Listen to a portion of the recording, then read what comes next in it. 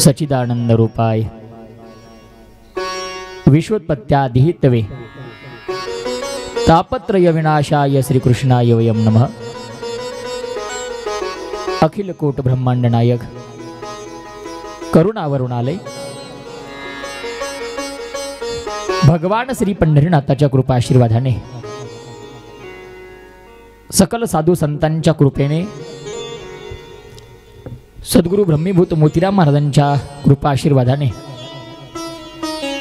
आपल्या या पुण्यभूमी वाघबेट नगरीमध्ये ऐश्वर्य संपन्न संत राष्ट्रीय संत भगवान बाबा यांच्या पुण्यतिथीच्या निमित्ताने आयोजित श्रीमद भागवत कथा आणि यज्ञ सोहळा गेल्या 3 दिवसापासून संपन्न होत आहे। आज आपल्या कथेचा 3रा दिवस आहे। राष्ट्रसंत भगवान बाबा ऑटो युनियनच्या माध्यमातून व समस्त गावकरी मंडळींच्या सहकार्यातून गेल्या अनेक वर्षापासून संपन्न होत असलेली ही कथा संपूर्ण गावकऱ्यांचं सहकार्य आहे आणि आपल्या या कथेचे यजमान श्री सुनीलराव नरहरी गीते आणि आदिनाथ सुरेश गीते या सगळ्यांच्या सहकार्यातून ही संपन्न होत असलेली श्रीमद भागवत कथा आज कथेचा 3रा दिवस आहे। कालपर्यंत आपण ऐकलं राजा परीक्षितीचा काल जन्म झाला। आज थोडा उशीर झाला नाही का? अगदी थोडं धावपळीमुळे थोडा उशीर आहे, पण आपल्या वेळेत काही अडचण नाही। कालपर्यंत राजा परीक्षितीचा जन्म आपण पाहिला। राजाचा जन्म झाला, त्याचं नाव विष्णुरात ठेवण्यात आलं, पण राजा जन्माला आल्यापासून फक्त टकमक पाहत होता, रडतही नव्हता आणि हसतही नव्हता। ज्यावेळेस भगवान श्रीकृष्ण त्याला भेटण्यासाठी पाहण्यासाठी आले आणि बाळाला पाहिल्यानंतर घडलं असं, बाळानं भगवंताला पाहिलं आणि आश्चर्य घडलं, बाळ हसायला लागलं। आतापर्यंत टकमक पाहणारं बाळ हसायला लागलं, लोकांना आश्चर्य वाटलं। महाराज भगवंत मात्र बोलतायत, यानं परीक्षा घेतली। नेमकं गर्भात मला वाचवण्यासाठी कोण आलं होतं याची परीक्षा हा घेत होता, सर्वांना पाहत होता आणि हा या परीक्षेत उत्तीर्ण झाला। परीक्षा घेतो म्हणून याचं नाव परीक्षिती असं ठेवण्यात आलं। तो राजा परीक्षिती पांडवांचा नातू, पांडवांचा वंशज आहे, अभिमन्यूचा मुलगा आहे, अर्जुनाचा नातू आहे। आता तो मोठा व्हायला लागला महाराज। जसजसा तो मोठा होतोय अगदी सात्विक म्हणून जन्माला आलाय। आपल्या वाटेचे सर्व नित्य कर्म तो करायचा। वाड वडिलांची आज्ञा, साधू संतांचं पूजन, गायींचं पालन आणि धर्माचं रक्षण असं त्याचं कार्य होतं। राजा मोठा झाला आणि राजाचं लग्न झालं महाराज। इरावती नावाची कन्या आहे, त्या कन्यासोबत त्याचं लग्न झालं आणि लग्न झाल्यानंतर त्याला राज्य अभिषेक केला त्याचा। राजा परीक्षिती आता राजा झाला आणि ज्यावेळेस त्याचा राज्य अभिषेक झाला, पांडवांनी विचार केला आता आपण राहायचं नाही का? कारण अर्जुन एकदा द्वारकेला गेला होता आणि एकटाच परत आला। परत आल्यानंतर त्याची अवस्था मात्र अत्यंत दुःखी होती, खिन्न, त्याच्या चेहऱ्यावरती खिन्नता होती। इतर पांडवांनी विचारलं, अर्जुना अरे तुझ्या दुःखाचं कारण काय? त्यावेळेस पांडव सांगायला लागला, म्हणजे जे नकोय ते झालं। काय झालं? काय झालं? अहो जगाचा मालक आपल्याला सोडून गेला, भगवंतानं वैकुंठ गमन केलं। पांडवांनी ठरवलं जर भगवंत वैकुंठाला गेले मग आपणही आता या मृत्यू लोकात राहायचं नाही, आपणही निघून जायचं ठरवलं महाराज त्यांनी।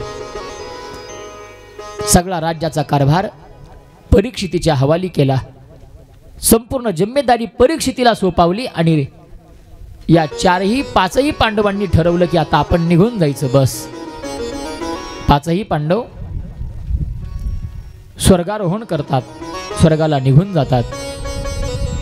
इकडे राजा बनलेला आहे, अत्यंत धर्माचं राज्य करतोय, पण एके दिवशी त्याच्या मनामध्ये सहज शिकारीचा विषय आला आणि तो वनामध्ये निघाला. राजा धार्मिक आहे, सात्विक आहे, पण तरी सुद्धा शिकारीसाठी निघालाय. लक्षात ठेवा, शिकार करणं शास्त्राच्या विरोधात आहे. जो कोणी शिकारीसाठी गेला, अनेक राजे शिकारीसाठी गेले आणि आपलं सर्वस्व गमावून बसले. रामायणामध्ये सुद्धा राजा दशरथ शिकारीसाठी गेला होता महाराज.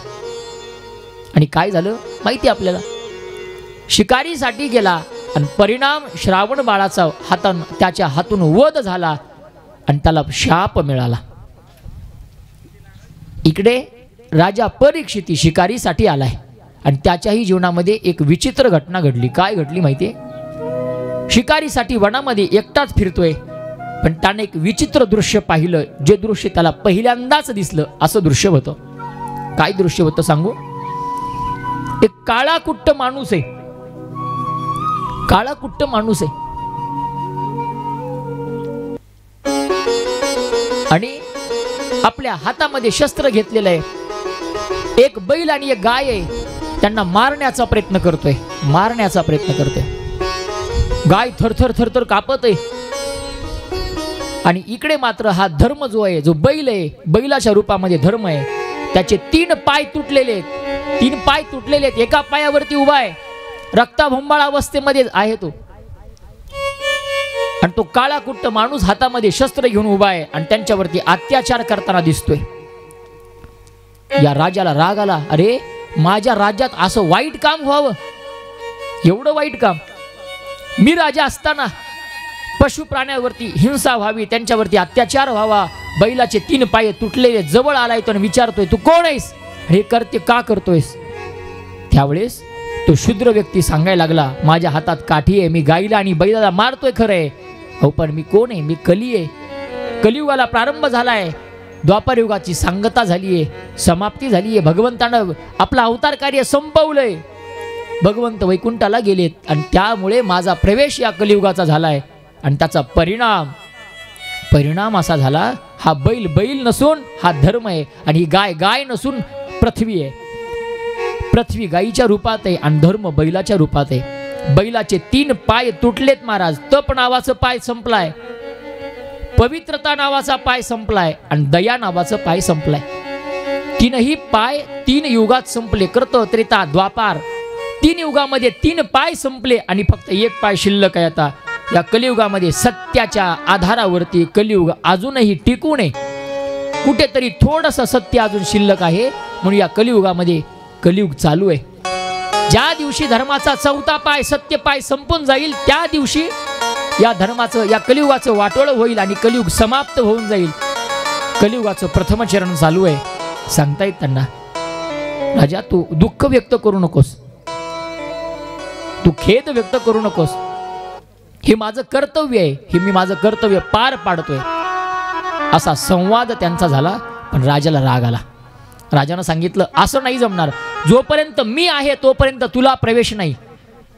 जोपर्यंत मी आहे तोपर्यंत कलियुगात तुला प्रवेश करता येणार नाही. मग तुला मी इथं राहू देणार नाही.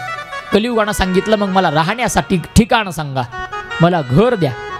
त्यावेळेस राजानं त्याला 4 गोष्टी दिल्या महाराज. एक द्वित नावाची वस्तू दिली, दुसरी मद्यपान नावाची वस्तू, तिसरी व्यभिचार नावाची वस्तू आणि चौथी हिंसा नावाची वस्तू. 4 ठिकाण देऊन टाकले. 4 ठिकाणी राहा म्हणून. या 4 ठिकाणी माणसानं कधीच जाऊ नये. तिथं कलियुगाचं वास्तव्य आहे, कलीचं वास्तव्य आहे. कोणतं कोणतं? पहिलं द्वित सांगितलं. दूत म्हणजे कळलं ना? द्वित नाही, 52 अध्यायाचा ग्रंथ. 52 अध्यायाचा नाही कळला?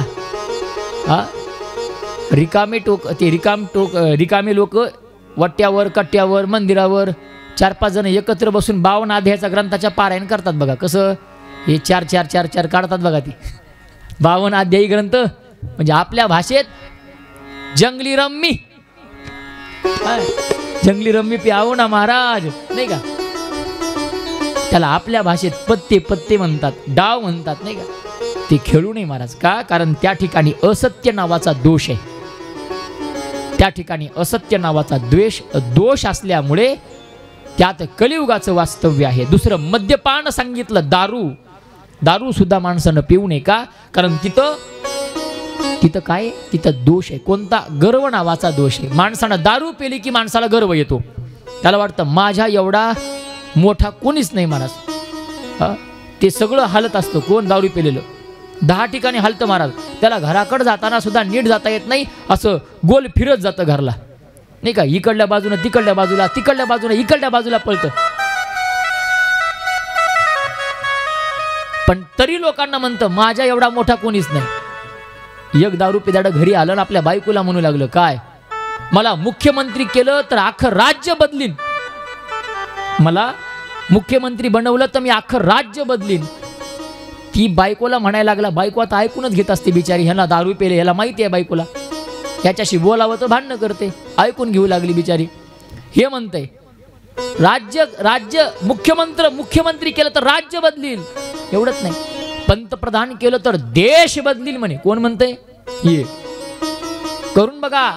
आमदार केलं तर तालुका बदलून टाकील, खासदार केलं तर जिल्हा बदलून टाकील, गावचा सरपंच मला केलं तर अख्खं गाव बदलील. बायकोला कंटाळा आला आणि बायको रागात म्हणली, काय अहो त्या दारूच्या नादात ती लुंगी म्हणून माझा पर्कल घातलाय तेवढा बदला, आणि निघाले तुम्ही देशन गावन राज्य बदलायला.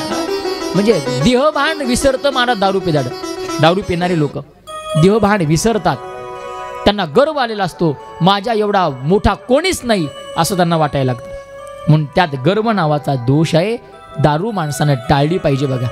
पिऊ नये हो. काय होतं सांगू? आपल्याच खिशातले पैसे खर्च होतात आणि आपल्या तोंडात माती पडते हो. आपली बुद्धी गुंग होऊन जाते.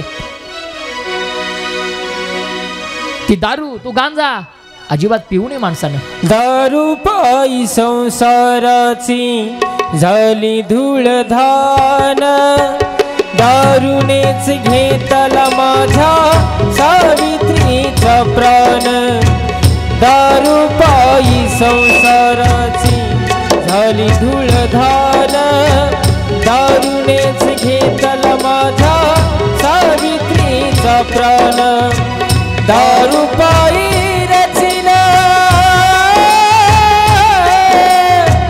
दारू पायी रचिल माझे मी समरण. लागल ग्रहण देवा लागल ग्रहण, लागल ग्रहण देवा लागल ग्रहण, लागल ग्रहण देवा लागल ग्रहण, लागल ग्रहण देवा लागल ग्रहण, लागल ग्रहण देवा लागल ग्रहण, लागल ग्रहण देवा लागल ग्रहण. हो दारू पायी संसाराची झाली धूळधान, दारूनेच घेतला माझ्या सावित्रीचा प्राण. हो दारूनेच घेतला माझ्या सावित्रीचा प्राण. दारू पायी रचिल दारू पायी रचिल माझे मी समरण. लागल ग्रहण देवा लागल ग्रहण, लागल ग्रहण देवा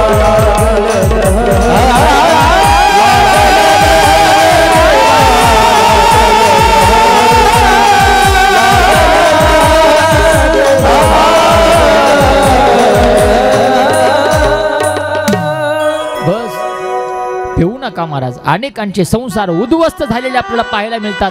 अनेकांच्या संसाराची राख रांगोळी झालेली आपल्याला पाहायला मिळते. एवढे हे वाईट व्यसन आहे. या व्यसनापासून दूर राहिलं पाहिजे बघा.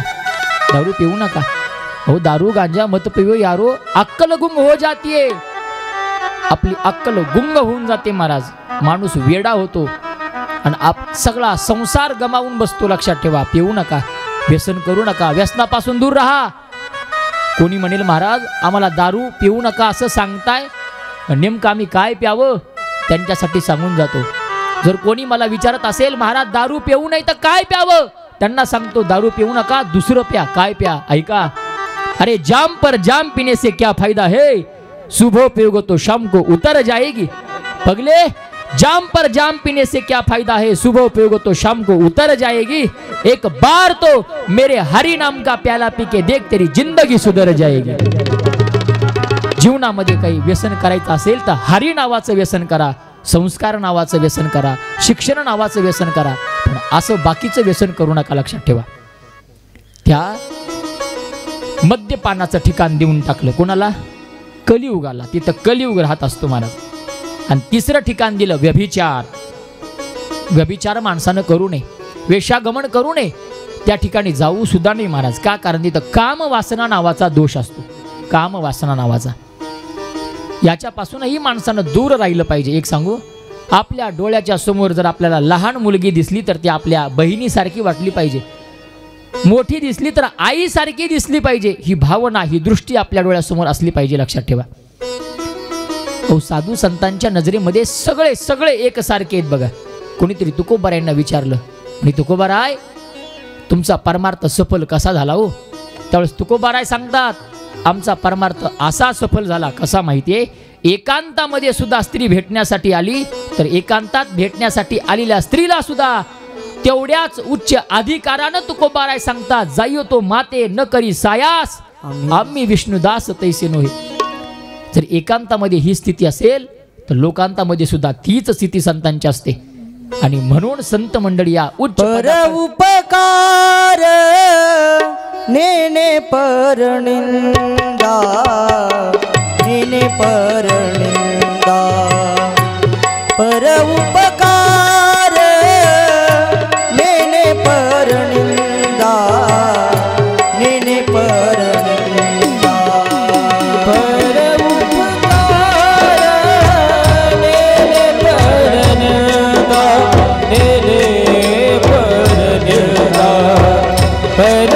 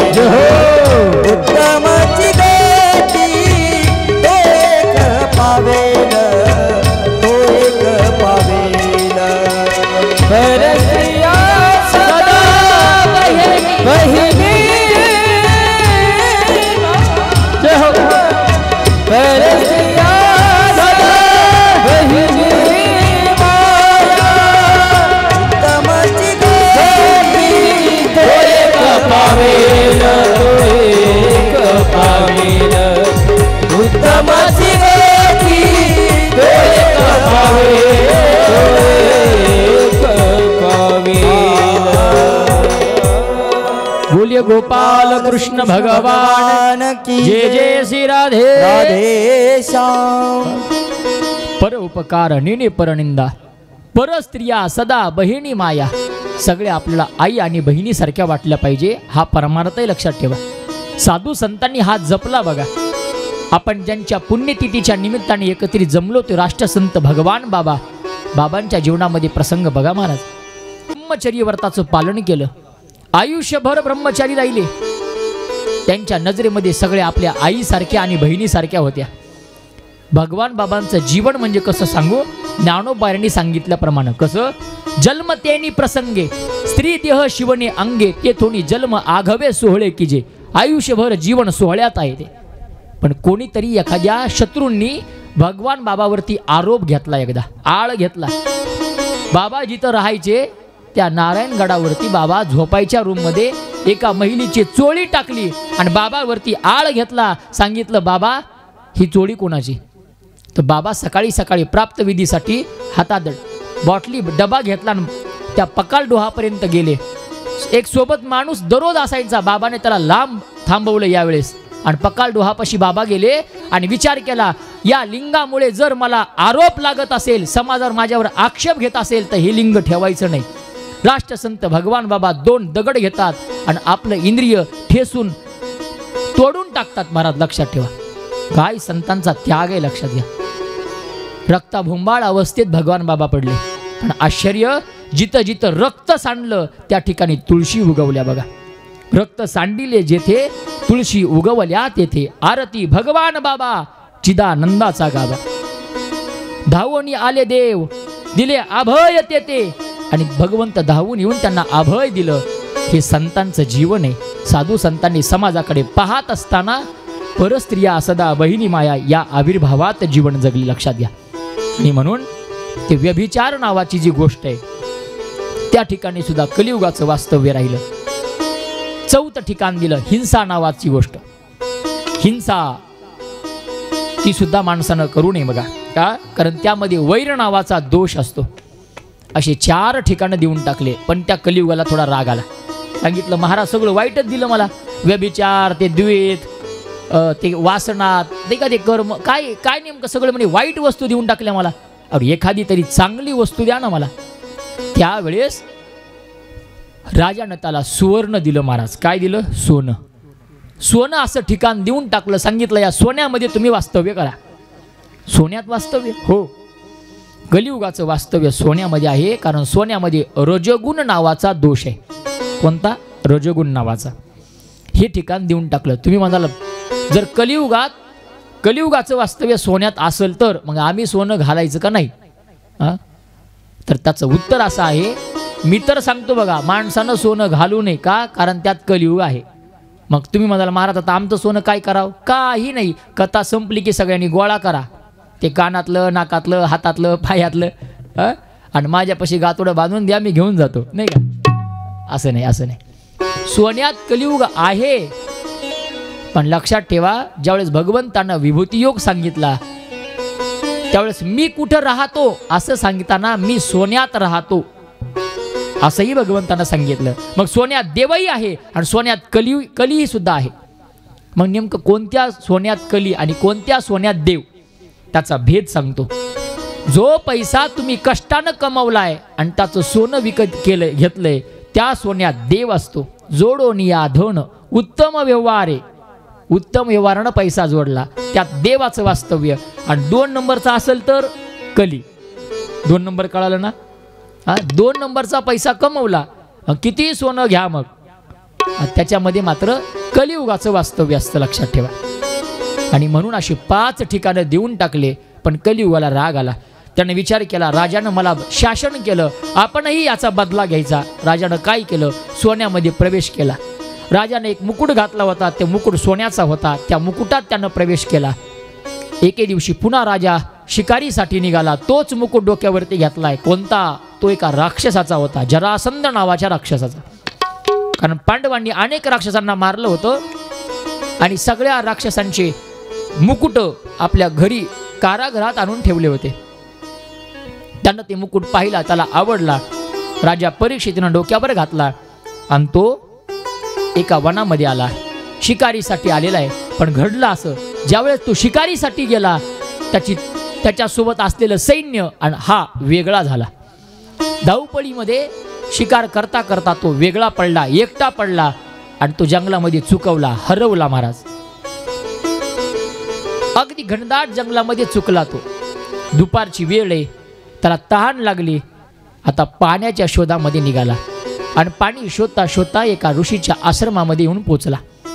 तिथे एक ऋषी आपापल्या ध्यानामध्ये मग्न आहेत, भगवंताचं चिंतन करतायत. महाराज शमिक नावाचे ते ऋषी सांगितले भगवंताचं चिंतन करत बसलेले आहेत.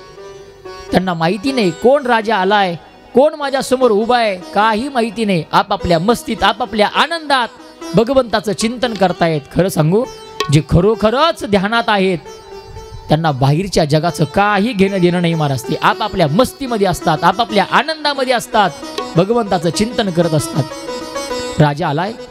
राजानं नम्रपणे त्या साधूला हात जोडले आणि विचारलं, महाराज मला पाण्याची आवश्यकता आहे, थोडं पाणी द्या बस. पण साधूला आवाज गेला नाही. का? कारण साधू झोपला नव्हता, झोपेचं सोंग नव्हतं, तर तो खरंच भजनामध्ये दंग झाला होता. देहावरती उदास अवस्था आहे. भक्त ऐसे जाना जे देही उदास, गेले आशा पास निवारुणी. यात बोधावरती पोचलेला महात्मा आपापल्या ध्यानात मग्न येतो. आणि घडलं असं काय झालं माहितीये? राजा परीक्षित त्यांच्या समोर आलाय आणि त्यांना बोलायला प्रारंभ करतोय. पण साधूचा त्याला प्रतिउत्तर मिळत नाहीये. साधू बोलत नाहीत. थोडा राजाला राग आला. अरे तो राजा आहे शेवटी. त्यातला मीपणा जागा झाला आणि म्हणायला लागला, अरे माझ्या एवढा राजा, या पृथ्वीचा राजा आहे मी, पांडवांचा वंशज आहे, आणि मला हा प्रतिउत्तर देत नाही, मला भेटत नाही, मला बोलत नाही. राग आला महाराज त्याला. आणि रागाच्या भरात साधूचा अपमान करावा म्हणून मोठ्या धारधार शब्दामध्ये, तीक्ष्ण शब्दामध्ये बोलायला प्रारंभ केला. हा साधू नाही, हा ढोंगी आहे, हा पाखंडी आहे. अरे माझ्यासारखा राजा येऊन सुद्धा माझा मान सन्मान करत नाही, हा कोण आहे? असा बोलायला लागला. पण तरी सुद्धा साधू शांत आहे. कारण संतांचं हृदय असतं बघा, दुःखातही शांत असतात, सुखातही शांत असतात. समशत्रोच मित्रोच तथा मान अपमान यो, त्यांना सगळ्या स्थितीमध्ये सारखे असतात. जैशी स्थिती आहे तैस्या परीर आहे. या बोधावर पोचलेले महात्मे अगदी शांत चित्तानं भगवंताचं भजन करतायत. राग आलाय राजाला. विचार केला, हा साधू असा उठायचा नाही, याचा अवमान केला पाहिजे, अपमान केला पाहिजे. आजूबाजूला पाहिलं, एक मेलेला सर्प पाहिला, आपल्या हातातला बाण बाहेर काढला, त्या बाणावरती सर्प उचलला आणि साधूच्या गळ्यात टाकला आणि राजा निघून आला. राजा घराकडे निघून आलाय. आणि घरी आल्यानंतर आपल्या डोक्यावरचा मुकुट काढला आणि बाजूला ठेवला. त्याच वेळेस डोक्यात प्रकाश पडला. अरे बाप रे, काय केलं मी? एका साधूचा अपमान केला. एवढं मोठं वाईट काम मी माझ्या हातून केलं. पश्चाताप व्हायला लागला महाराज. असं का केलं असेल मी? का केलं असेल? चुकलं माझं. अरे मी मोठा अपराध केलाय, मला शिक्षा मिळाली पाहिजे. राजा रडायला लागला महाराज. आत्तापर्यंत आनंदी असणारा राजा रडायला लागला. लोक त्याला विचारतायत, काय झालं सांगा, काय झालं सांगा. राजा सांगतोय, माझ्याकडून अपमान झाला, अवमान झाला, मला प्रायश्चित्त सांगा, काहीतरी शिक्षा सांगा, यातून मला मुक्त व्हायचंय, सांगा काय करू सांगा. कोणाला सांगता येईना नेमकं काय केलं पाहिजे, काय केलं पाहिजे. एवढ्यामध्ये इकडं तो शमिक नावाच्या ऋषींचा पुत्र शृंगी नावाचा, तो आपल्या पित्याला भेटण्याकरिता आश्रमात आलाय. आणि त्यानं दृश्य पाहिलं महाराज. वडील ध्यानस्थ बसलेले आहेत आणि मेलेला सर्प त्यांच्या गळ्यामध्ये कोणीतरी टाकलेला आहे. तळ पायाची आग मस्तकाला गेली त्याची. विचार करायला लागला, माझ्या बापाचा अवमान केलाय, कोणी केलाय? आजूबाजूला पाहिलं, कोणी दिसलं नाही महाराज. बापाचा झालेला अपमान सहन झाला नाही आणि आपल्या हातातलं कमंडलू बाहेर काढलं. कौशदी नावाच्या नदीचं पाणी हातावरती घेतलेलं आहे आणि त्यानं शाप देऊन टाकला. जो कोणी हा अपराध केलेला आहे, माझ्या बापाच्या गळ्यात मेलेला सर्प टाकलेला आहे, त्याला इथून पुढे 7व्या दिवशी तक्षक नावाचा साप चावून त्याचा मृत्यू होईल. शाप देऊन टाकला. 7 दिवसात तो मरेल, शाप देऊन टाकला महाराज. आणि ज्यावेळेस शाप दिला त्यावेळेस ते शमिक नावाचे ऋषी जागे झाले. आपल्या पोराला जवळ घेतलं. आता पोराला वाटलं, मी फार मोठं काम केले, बाप मला शाबासकीची थाप देईल. पण बाप सांगायला लागला, पोरा चुकला. बाबा काय चुकलो? हो मी चांगलं काम केलं. ज्यांनी तुमचा अपमान केला त्याला शाप दिलाय मी. आपण संत महात्मे आहेत, संत महात्मे युद्ध नाही करू शकत पण शाप देऊ शकतात. मी शाप दिलाय, शाप दिलाय मी. त्यांनी सांगितलं, अरे चूक केली. अरे तू कोणाला शाप दिला? एका सात्विक राजाला शाप दिला. तो अत्यंत सात्विक राजा आहे, पांडवांचा वंशज आहे आणि धर्माचं कल्याण करण्याकरिता, या पृथ्वीचं रक्षण करण्याकरिता अशा राजा जिवंत राहण्याची आवश्यकता आहे. पण तू 7 दिवसात त्याला तक्षक नावाचा साप चावून मरणार असा शाप दिला. फार वाईट केलं. आता घेतलेला शाप परत घेता येत नाही, दिलेला शाप परत घेता येत नाही. पण हे काम तरी कर ना. कोणतं काम बाबा? जाऊन त्याला सांग, अरे 7 दिवसात तुझं मरण आहे, त्याला काहीतरी करता येईल, 7 दिवसात आपला उद्धार करून घेईल, त्याला जाऊन सांगितलं पाहिजे. असं म्हटल्यानंतर 2 शिष्य पाठवले. इकडे राजा अत्यंत दुःखी होऊन बसलेला आहे. माझ्याकडून फार मोठा अपराध झालाय, काय करावं कळेना त्याला. तेवढ्यामध्ये 2 ते ऋषींचे शिष्य आलेले आहेत आणि राजाला सांगतायत, राजा 7 दिवसात तू मरणार आहे, तक्षक नावाचा साप तुला चावणार आहे. राजानं ऐकलं आणि आतापर्यंत रडणारा राजा मोठमोठ्यानं हसायला लागला आणि आनंद साजरा करायला लागला. महाराज लोक म्हणले राजा वेडा झाला, 7 दिवसात मरणार आहे ना, वेडा झाला म्हणे. खरंच ना महाराज, ज्या माणसाला आपलं मरण समोर दिसतं तो कसा आनंदी असू शकेल, तो वेडा होतो महाराज. हा वेडा होतो. अहो मरण जाऊ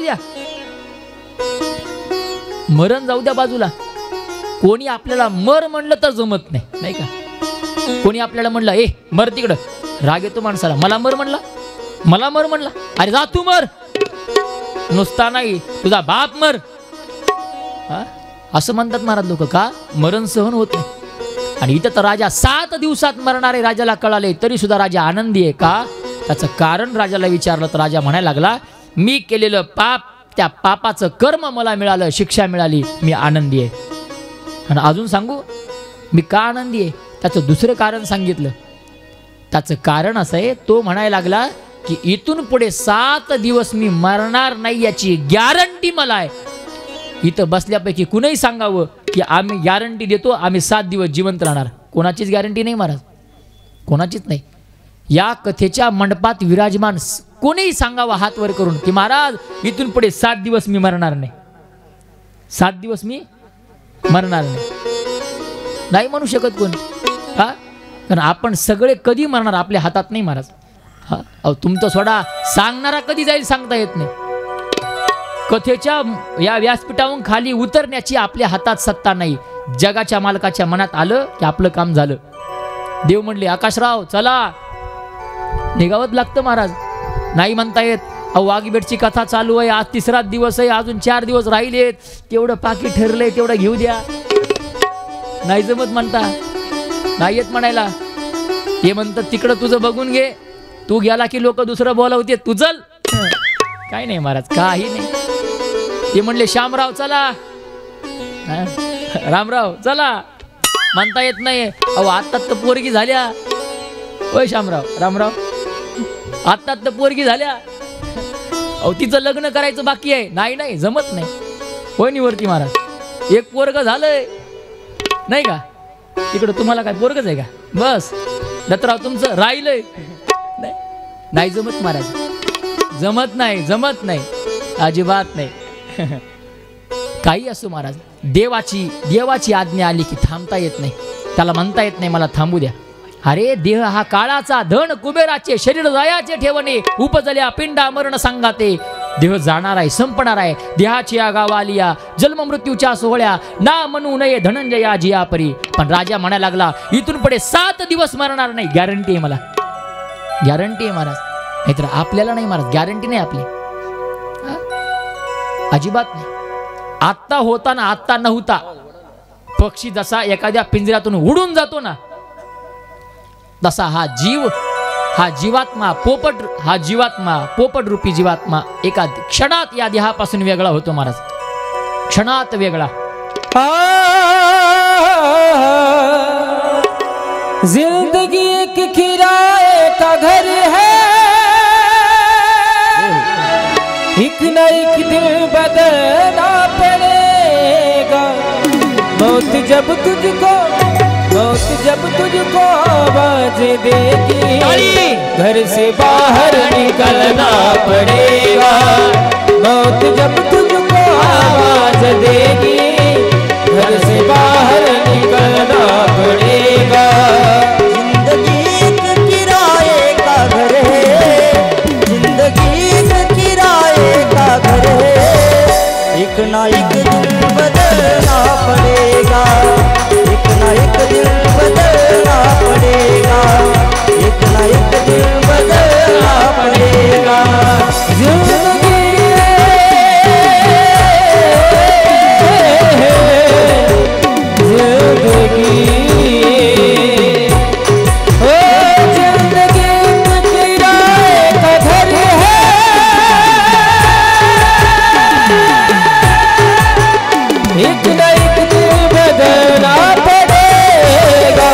मौत जब तुझको मौत जब तुझको मौत जब तुझको आवाज देगी घर से बाहर निकलना पड़ेगा।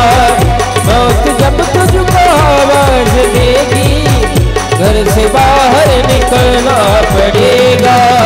जिंदगी एक किराए का घर है, जिंदगी एक किराए का घर है, एक ना एक दिन बदलना पड़ेगा, एक ना एक दिन बदलना पड़ेगा, एक ना एक दिन बदलना पड़ेगा।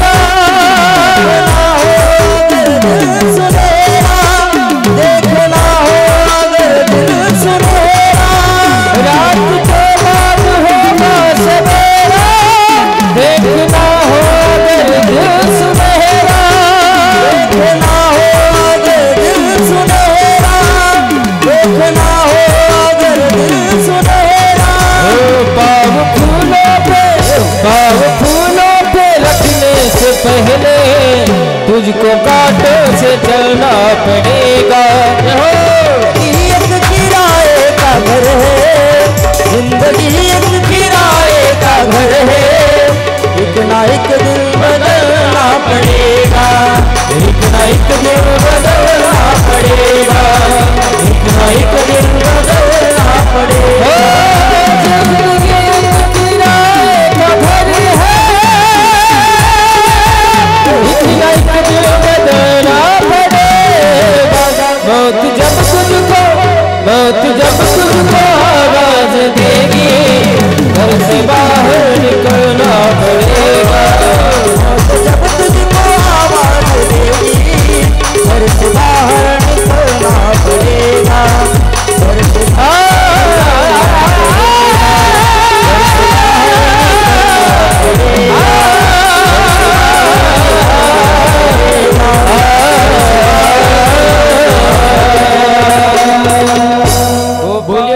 श्री कृष्ण भगवान की जय। जय जय श्री राधे।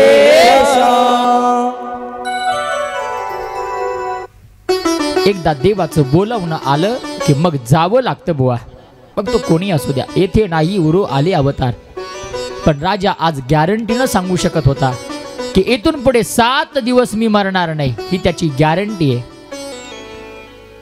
अगदी आत्मविश्वासानं बोलू शकत होता, म्हणून तो आनंदी आहे। पण पुन्हा दुःखी झाला, अरे मी 7 दिवसात मरणार आहे, पण मी काय केलं पाहिजे जेणेकरून माझा उद्धार झाला पाहिजे, काय केलं पाहिजे प्रश्न पडला महाराज। त्याला 4 मुलं आहेत। पहिला जन्मेंजय, त्या पहिल्या जन्मेंजय नावाच्या मुलाला राज्यकारभार देऊन टाकला, राज्यकारभार देऊन टाकला। नकोय मला हे राज्यकारभार। संन्यास घेतला, घराबाराचा त्याग केला, अमरण उपोषण करायचं ठरवलं आणि गंगेच्या काठावरती येऊन बसला महाराज। अगदी उदासीन झालेला आहे राजा, प्रश्न पडलाय नेमकं काय केलं पाहिजे, माझा उद्धार कशानं होईल या अवस्थेत बसलाय। काय केलं पाहिजे, काय केलं पाहिजे, काय मी उद्धार पावेल, काय कृपा करील नारायण, या अवस्थेत तो आहे। पण अशा अवस्थेत असताना अनेक साधू संत मंडळींना कळालं की बाबा राजाला शाप मिळालाय, आपण जाऊन भेटलं पाहिजे। अनेक संत मंडळी येतायत, भेटतायत। राजा एकच प्रश्न विचारतोय, मी दुःखी नाहीये, माझं मरण जवळ आले, मला मान्य आहे, मी आनंदी आहे, फक्त मला एकच सांगा, माझा उद्धार कशानं होईल।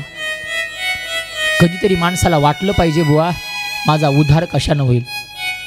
आपल्या अंतकरणात ती तळमळ, आपल्या अंतकरणात ती जिद्द निर्माण झाली पाहिजे, तो भगवंत मला कधी भेटेल,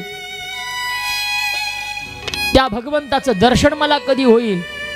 राजा आतुर झालेला आहे, आतुर झालेला आहे. काल तुम्हाला सांगितलं, पाण्यातला मासा पाण्यातून बाहेर काढल्यानंतर जसा तरफड करतो ना, तसं हृदय कासावीस व्हायला लागलं महाराज, कासावीस व्हायला लागलं. कशानं उद्धार होईल माझा, कशानं उद्धार होईल. अशा प्रसंगामध्ये अनेक ऋषी आले, पण कोणाला काही उत्तर सांगता येईना. तेवढ्यात वय वर्ष 16, फक्त 16 वर्षाचं एक दिव्य तेजमय असणारं शरीर, अत्यंत सुंदर महाराज, तेजस्वी चेहरा, सुंदर भुवया, नेत्र विशाल, नाक अगदी उभार, कान सुडेल, गळा जसा अगदी सुंदरच, असं सुंदर तेजस्वी चेहरा, कुरुळे कुरुळे केस आहेत त्यांचे, हात मात्र लांब आहेत, गुडघ्यापर्यंत हात आहेत. आणि दिगंबर अवस्थेमध्ये एका साधूचं आगमन झालं, आणि ते साधू म्हणजे शुकदेव महाराज. बोलिये शुकाचार्य भगवान की जय, शुकदेव भगवान की की जय. शुकाचार्यांचं आगमन झालं आपल्या कथेत, पहिल्यांदा त्यांचं आगमन झालं महाराज. आपण त्यांचं स्वागत करूया. हो किस तरह से करूं मैं,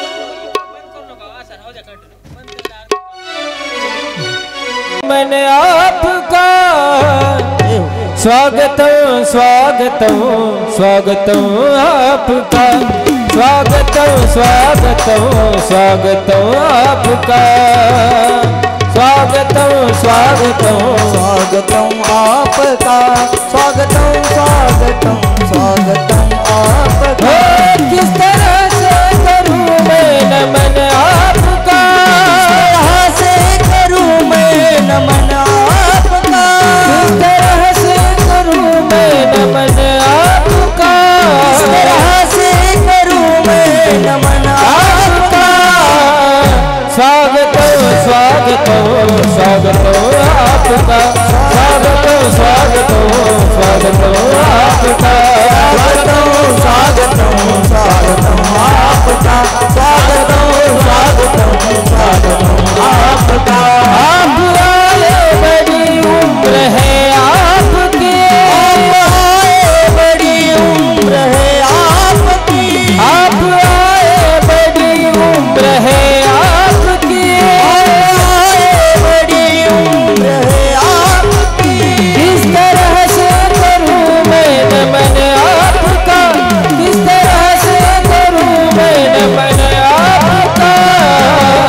स्वागतम स्वागतम स्वागतम आपका, स्वागतम स्वागतम स्वागतम आपका, स्वागतम स्वागतम स्वागतम आपका, स्वागतम स्वागतम स्वागतम आपका. बोले गोपाल कृष्ण भगवान जय, शुकदेव भगवान भगवान जय. जय जय श्री राधे. राधे श्याम. आणि मग आगमन झालं, राजाला अगदी आनंद झाला. भगवंताचं स्वागत केलेलं आहे. मोठ्या आसनावरती त्यांना बसवलं आणि एकच प्रश्न विचारला, महात्मन माझं समाधान करा, 7 दिवसात माझा मृत्यू आहे, मला कशानं उद्धार होईल सांगा. बस प्रश्न विचारला. राजानं सांगितलं 7 दिवस तुझा 7 दिवसानंतर तुझा मृत्यू आहे. तुझा उद्धार करून घ्यायचा असेल तर एक काम कर. कोणतं? तू 7 दिवस श्रीमद भागवत कथा श्रवण कर. कथा ऐकायला सांगितली महाराज त्याला. कथेमुळे तुझा उद्धार होईल म्हणून सांगितलं. बस. पण ज्या वेळेस ही कथा नैमिषारण्यामध्ये सूत महाराज शौनकांना सांगू लागतात, शौनक प्रश्न विचारतायत म्हणे, महात्मन शुकाचार्य आले आणि 7 दिवस कथा सांगितली. 7 दिवस. थोडं मला आश्चर्य वाटतं. का? कारण ते शुकाचार्य आहेत. अहो गर्भात 12 वर्ष लपले, काल आपण ऐकलं, आणि गर्भातून बाहेर पळाले, ते थेट पळून आले जंगलात. ब्राह्मणाचे पोर एक खेळाशी भाले, पळून गेले महाराज. 12 वर्ष लपाले, कापत कापत बाहेर आले, नागवेची पळवणी गेले. हे त्यांचं वर्णन आहे. ते वैराग्यवान साधू शुकाचार्य महाराज 7 दिवस एका ठिकाणी थांबले. कसं शक्य? नित्य संचार करणारे, स्वतःच्या मनाप्रमाणे वागणारे 7 दिवस एका ठिकाणी बसून कथा का सांगतात? मग त्याचं कारण सांगितलं. का सांगितली? 2-3 कारणं सांगितली महाराज. पहिलं कारण, त्यांच्यावरती एक ऋण होतं. कोणतं ऋण? परतफेड केली महाराज. म्हणे ज्यावेळेस पांडवांनी एक यज्ञ केला होता, त्या पांडवांच्या यज्ञामध्ये शुकाचार्य महाराज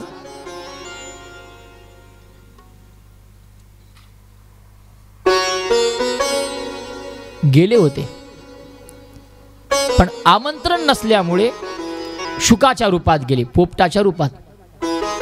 आणि पोपटाच्या रूपात गेल्यामुळे झालं असं, पत्रवाळीवरचा एक शीत खाला. एकच शीत, फार जास्त नाही महाराज, एकच शीत. पण ऐका, अशा सत्पुरुषाने संत महात्म्यांनी असा एक शीत जरी खाला ना, तर त्याचं अपार पुण्य होत असतं. काय झालं माहितीये परिणाम? शुकाचार्यांनी फक्त एकच शीत खाला, पण स्वर्गात मात्र अनेक घंटा वाजायला लागल्या महाराज, अनेक घंटा. शुक खाय एक शीत आणि घंटे वाजती अनंत, अनंत घंटे वाजत होते. त्यांच्यावरती ते उपकार झाल्यासारखा वाटला त्यांना, आणि आपल्यावरती कर्ज झाल्यासारखं वाटलं की एक शीत आपण त्यांचं खाल्ले, त्याची परत फेड आपण करावी या हेतूने आज स्वतःहून ते आलेत. आणि पांडवांचा नातू, पांडवांचा वंशज तो राजा परीक्षिती, त्याला 7 दिवस त्यांनी कथा सांगितली. लक्षात ठेवा, पहिलं कारण. दुसरं कारण सांगितलं, ते संत आहेत, जगाचं हित व्हावं अशी त्यांची इच्छा आहे, आणि त्या हिताकरिता ते स्वतःहून आलेत. येथे उपकारासाठी आले, घर जा वैकुंठी. उपकार करण्यासाठी संत महात्मे आलेले आहेत. आणि तिसरं कारण सांगितलं, हा ग्रंथ समाजापर्यंत पोहोचवायचा आहे, पण अधिकारी श्रोता मिळत नाही. आज तो श्रोता मिळाला, अधिकारी श्रोता आहे, तो अधिकारी श्रोता आहे महाराज. आतापर्यंत भेटला नव्हता, पण आज तो भेटलाय. त्यांनी विचार केला, या संधीचं सोनं केलं पाहिजे. फक्त निमित्त त्यांनी राजा परीक्षितीचं केलंय, पण या जगाला भागवत सांगायचंय त्यांना. जसं तिकडं भगवान श्रीकृष्णाने अर्जुनाचं निमित्त केलं आणि अर्जुनाला गीता सांगितली, पण ती गीता अर्जुनाला नाही, या जगासाठी सांगितली महाराज. ज्ञानोबाराय बोलतात, तैसे अर्जुनाचे नि व्याजे, गीता प्रकाशोनु श्रीराजे, संसारा एवढे थोर ओझे फेडिले जगाचे. या जगाचं ओझ फेडण्याकरिता भगवंतानं निमित्त अर्जुनाचं केलं आणि गीता सांगितली. आज तसंच भगवंताने अर्थात शुकाचार्यांनी निमित्त केलंय त्या राजा परीक्षितचं, आणि तुमच्या आमच्यासाठी ते सांगायला आले. खरं सांगा, जर शुकाचार्यांनी ती भागवत कथाच राजाला सांगितली नसती, तर आज तुम्हा आम्हाला ऐकायला मिळाली असती का? नाही महाराज, आज आपण या ठिकाणी नसतोच. हे सगळं निमित्त त्यांनी केलं. असे 3 कारणं सांगितली, स्वतः आलेले आहेत. आणि त्यांचा संवाद सुरू झाला. दोघांच्या संवादामध्ये अनेक प्रश्न त्यांनी विचारले. संवादाला प्रारंभ आहे, त्या प्रारंभालाच भगवंताचं वर्णन पहिल्यांदा आलं. अगदी वेगवेगळ्या प्रकारचे प्रश्न त्यांनी विचारले, आणि दोघांची संवादाची सुरुवात असल्यामुळे इथं प्रथम स्कंद समाप्त होतो आणि द्वितीय स्कंदाला प्रारंभ. त्यामुळे द्वितीय स्कंदाच्या प्रारंभाला एकदा भगवंताच्या विराट स्वरूपाचं वर्णन आपल्याला ऐकायचं आहे. म्हणजे एकदा 2 मिनिटं आपण त्याचं भगवंताचं चिंतन करूया. सगळ्यांनी अगदी प्रेमानं, अगदी श्रद्धायुक्त अंतकरणानं भगवंताचं भजन करायचं आहे. टाळी वाजून भजन करायचं, सगळ्यांनी प्रेमानं म्हणायचं. चला. हॅलो हॅलो हॅलो हॅलो, दे एक मला.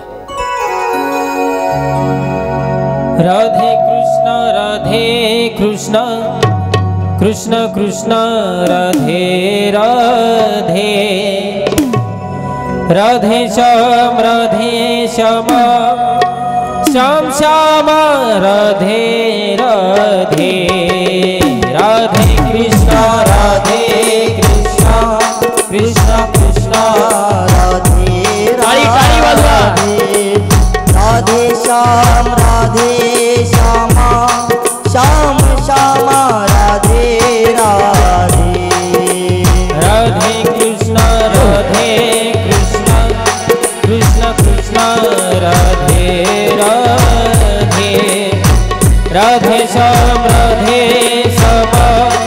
श्याम श्याम राधे राधे. ओ राधे कृष्ण कृष्ण कृष्ण राधे राधे, राधे श्याम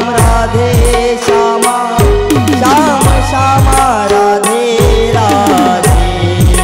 हो राधे कृष्ण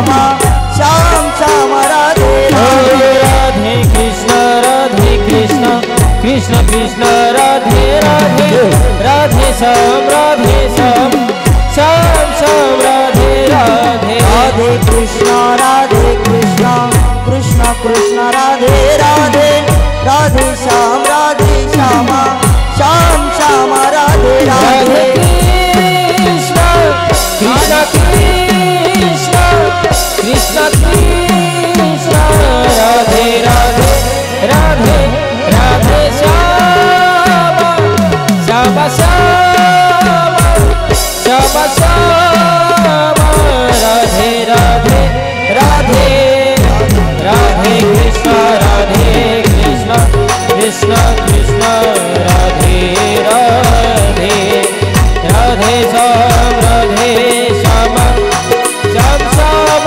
राधे राधे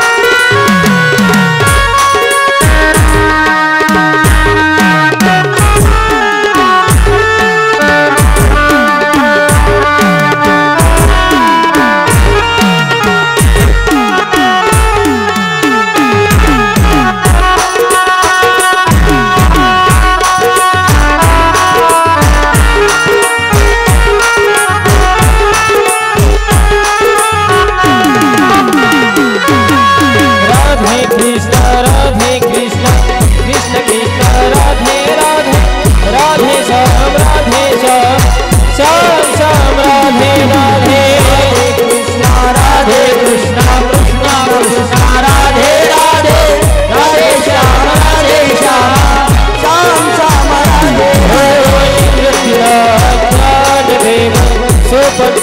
मुक्ताबाई निवृत्ती ज्ञान देव सोपन काका मुक्ताबाई ज्ञान देव सोपन काका मुक्ताबाई निवृत्ती ज्ञान देव सोपन काका मुक्ताबाई ज्ञान देव सोपन काका मुक्ताबाई आई निवृत्ती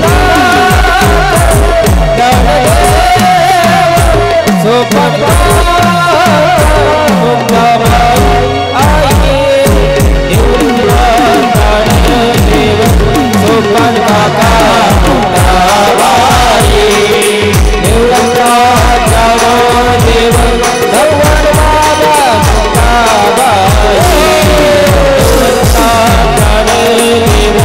भगवान बाबा मुक्ताबाई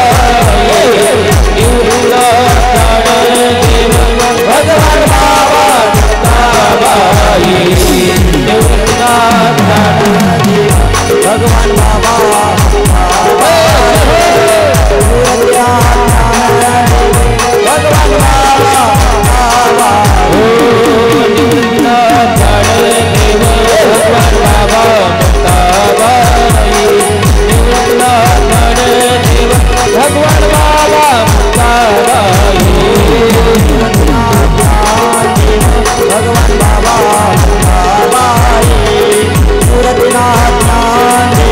भगवान बाबा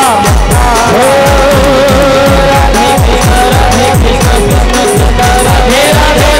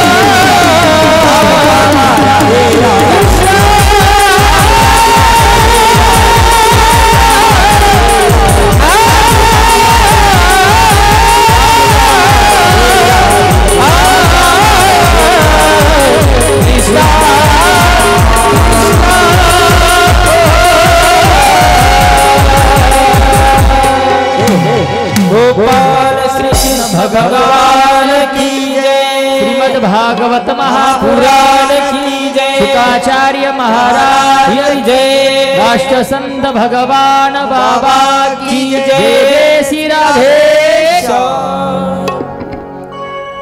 आणि द्वितीय स्कंदाला प्रारंभ झाला। राजा प्रश्न विचारतोय आणि शुकाचार्य महाराज त्याला उत्तर सांगतायत। अगदी दोघांचा संवाद, गोड संवाद, अनेक प्रश्न काल आपण पाहिलं। मुख्य 6 प्रश्न विचारलेले आहेत आणि या 6 प्रश्नाच्या आधारात ही संपूर्ण भागवत कथा आहे। त्यात भगवंताचं विराट स्वरूप सांगितलं, भगवंताचं प्रागट्य सांगितलं। एकटे भगवंत आहेत, भगवंतांना आपल्या शरीरापासूनच क्षीरसागरावरती झोपलेले आहेत। आपल्या बेंबीपासून एक कमळाचं फूल बाहेर आले आणि त्या कमळावरती ब्रह्मदेवाचा जन्म झाला भगवंताच्याच कृपेने। ब्रह्मदेवाची उत्पत्ती सांगितली आणि ब्रह्मदेव एके दिवशी विचार करतायत की नेमकं माझा जन्म कुठून झाला। त्या कमळाच्या देठामध्ये प्रवेश केला।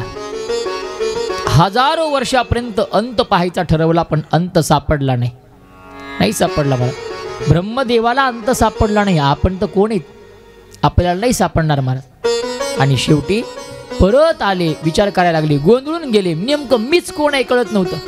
कळलं पाहिजे ना माणसाला, मी कोण आहे हा, नाही कळत माणसाला। इथं विचारा, अहो नेमकं मी कोण आहे, तुम्ही कोण आहेत विचारा ना। यांना विचारा, हे सांगतील आम्ही पुरुष। त्यांना विचारा, ते म्हणतील आम्ही महिला। कोणत्या मुलाला विचारा, ते म्हणेल मी बॉय, नाही का, ते गर्ल म्हणून सांगतील कोणी। कोणाला विचारा, एखादा चांगला असेल म्हणजे सुशिक्षित असेल तर आपलं नाव सांगेल हा। कोणी म्हणेल मी सकाराम आहे, कोणी म्हणेल तुकाराम आहे, कोणी ज्ञानेश्वर महाराज, नाही का, काय आपले नावं। हो भगवान महाराज, तुम्ही आपले भगवान महाराज नाव सांगतात, नाही का, सगळे आपापले नावं सांगतील। पण नेमकं नाव म्हणजे आपण आहेत का, असं नाही महाराज। नाव म्हणजे मी असेल तर मी ज्यावेळेस जन्माला आलो त्या दिवशी मला नाव होतं का, नाही ना। ज्या दिवशी बाळ जन्माला येतं त्या दिवशी बाळाला नाव असतं का, अजिबात नाही। बाळाला नंतर नाव ठेवल्या जातं। उपजल्या बालकाशी नाव नाही तयापाशी, ठेवेली नावेशी ओ देत उठी। त्याचं नाव ठेवलं की मग होकार देतं, त्याचं नाव जन्मता त्याला नाही। बरं मेल्यावर नाव आहे का, अजिबात नाही महाराज। मेल्यावर सुद्धा नाव नाही आणि जन्मायच्या अगोदर नाव नाही, फक्त जन्मल्या नंतर नाव आहे। म्हणून नाव म्हणजे मी नाही, मी नाही। उगा माझं नाव आकाश महाराज, आकाश ठेवलं म्हणून आज कथा आकाश महाराजांची। जर माझं नाव दगडे असतं तर कथा कुणाची, दगड्याची। अहो दगडू महाराज म्हणा की धोंड्या, माझं नाव धोंडे असतं तर कथा कुणाची, धोंडू महाराज म्हणा, धोंड्या नाही, आहे का नाही। नाव ठेवलं म्हणून आपण म्हणजे नाव नाही। नेमकं मी कोण आहे याचा विचार कधीतरी केला पाहिजे। ज्ञानोबाऱ्यांना विचारलं कोण आहे, ज्ञानोबाऱ्या म्हणतात मी आहे कोण याचा करावा विचार। म्हणे ज्ञानेश्वर निवृत्तीचा, मी ज्ञानोबारा आहे आणि निवृत्तीचा शिष्य आहे, निवृत्तीनाथांचा शिष्य आहे मी। आपला परिचय ते करून देतात। तुकोबारायांना विचारावा, तुकोबाराय विचार करतात नेमकं मी कोण आहे, तर तुकोबाराय सांगतात मी वासुदेव तत्वता कळो येईल विचारिता। मी वासुदेव आहे, मी भगवंताचा अंश आहे, बस मी कोण आहे याचा विचार करावा। ब्रह्मदेव गोंधळून गेले की नेमकं मी कोण आहे, माझा जन्म कुठून झाला। त्यावेळी त्यांच्या कानावरती एक आकाशवाणी झाली, सांगितलं तप करा, तप। अनेक वर्षापर्यंत तप केलं आणि बस नाभी कमलातून जन्म झालेला आणि अनेक वर्षापर्यंत तप केलं आणि परिणाम ब्रह्मदेवाला भगवंताने दर्शन दिलं, सांगितलं इथून पुढे तुम्ही या सृष्टीचा विस्तार करा। आणि मग त्यांनी 10 प्रकारच्या सृष्ट्या निर्माण केल्या, 10 प्रकारच्या महत्व तत्वाची सृष्टी तयार केली। अहंकाराची, भूतसर्गाची, इंद्रियाची, सात्विक अहंकारापासून इंद्रियांच्या देवताची सृष्टी केली, अविद्येची सृष्टी केली, अशा प्राकृत 6 आणि 4 वैकृत सृष्ट्या केल्या। वृक्षांची, पशुपक्ष्यांची, माणसाची, देवांची, अशा 10 प्रकारच्या सृष्ट्या निर्माण केल्या।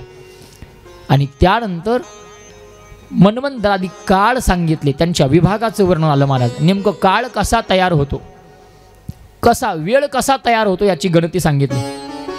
काय होतं म्हणे, जे आपल्या डोळ्यांना दिसत नाही आणि ज्याचा दुसरा भाग करता येत नाही, कोणत्याही वस्तूचे 2 तुकडे करता येतात, पण ज्या वस्तूचा पुन्हा भाग करता येत नाही त्याला परम अणु म्हणतात. असे 2 परम अणु एकत्र केले की त्याचा एक अणु तयार होतो. 3 अणु असे एकत्र केले की त्याचा एक रेणू तयार होतो. 3 रेणू एकत्र तयार केले की त्याची एक त्रुटी तयार होते. 100 त्रुटी एकत्र केल्या की त्याचा वेद तयार होतो. 3 वेद एकत्र केले की त्याचा एक लव तयार होतो. 3 लव एकत्र तयार केले की त्याचा एक निमेद तयार होतो महाराज. आणि ते निमेष एकत्र केले 3 की त्याच्यापासून एक क्षण तयार होतो. आणि क्षण किती असतो आपल्याला माहिती आहे. डोळ्याचे आपली पापणी लवायला जेवढा वेळ लागतो, उघडझाप करायला जेवढी वेळ लागतो, तेवढा त्याच वेळेला क्षण म्हणतात. बस. आणि असे 5 क्षण एकत्र केले एक काष्टा तयार होते. 15 काष्टा एकत्र केल्या की एक लघु तयार होतो. 15 लघु एकत्र तयार केल्या की त्याच्यापासून एक नाडिका बनते. 2 नाडिका एकत्र तयार केल्या की त्याचा एक मुहूर्त तयार होतो. आणि 7 नाडीचा एक प्रहर असतो. असे दिवसामध्ये 4 प्रहर असतात महाराज, नाही का. रात्रीचा 4था भाग, दिवसाचे आणि रात्रीचे 4 प्रहर सांगितले. आणि असे दिवस एकत्र केले, 7 दिवस एकत्र केले की त्याचा आठवडा तयार होतो. 2 आठवड्याचा एक 15वाडा तयार होतो, ज्याला पक्ष म्हणतात, नाही का. एक पक्ष तयार होतो 15 दिवसाचे. कोणते कोणते पक्ष? हा, महिन्यामध्ये 2 पक्ष असतात. कोणते कोणते? काँग्रेस आणि राष्ट्रवादी. हा, भाजपा, शिवसेना. कोणते मग? वा, शुक्ल पक्ष आणि कृष्ण पक्ष. असे 2 पक्ष असतात महाराज, ज्याला 2 पक्षाचा एक मास तयार होतो. मास म्हणजे महिना. असे 2 मास एकत्र केले की एक ऋतू तयार होतो. आणि 6 मासाचं एक आयन असतं. एका वर्षामध्ये 2 आयन असतात, एक दक्षिण आहे आणि एक उत्तरण आहे. असे 2 आयन असतात.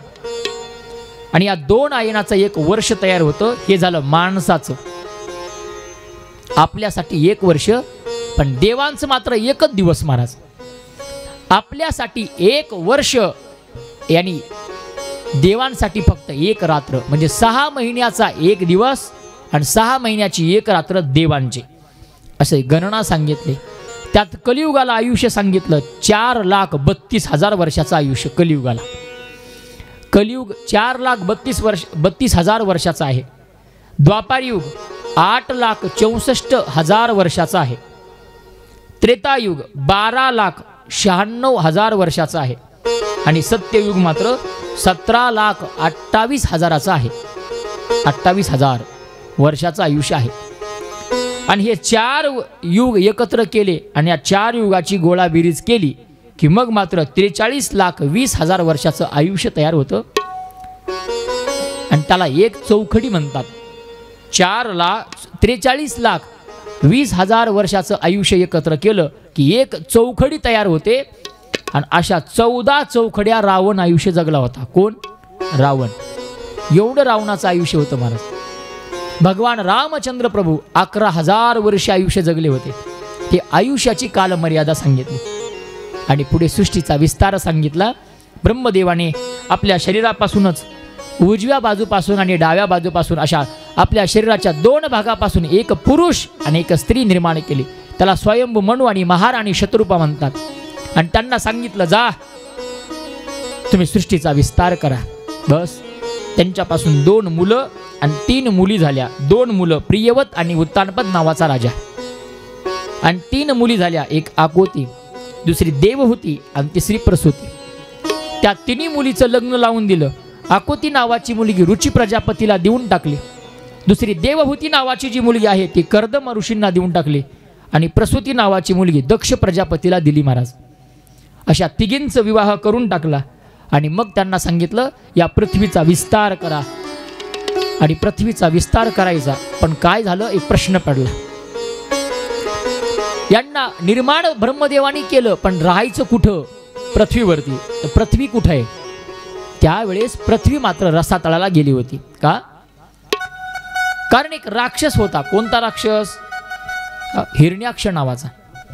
तो हिरण्याक्ष नावाच्या राक्षसांनी पृथ्वी रसातळाला नेऊन घातली होती. का? कारण तो अत्यंत पापी होता, अत्यंत अधर्मी होता, दुराचारी होता. त्यानं पृथ्वीला चोरलं होतं आणि भगवान विष्णूच्या बरोबर युद्ध करण्याच्या हेतूने पृथ्वीला रसातळाला नेऊन घातलं होतं. आता पृथ्वी बाहेर काढायची आहे, मग काय करायचं? भगवंताने एक वराह नावाचा अवतार घ्यायचा ठरवला महाराज. भगवंत वराह अवतार घेतात. वराह भगवंताचा एक अवतारच आहे, अगदी प्राण्याचा अवतार आहे.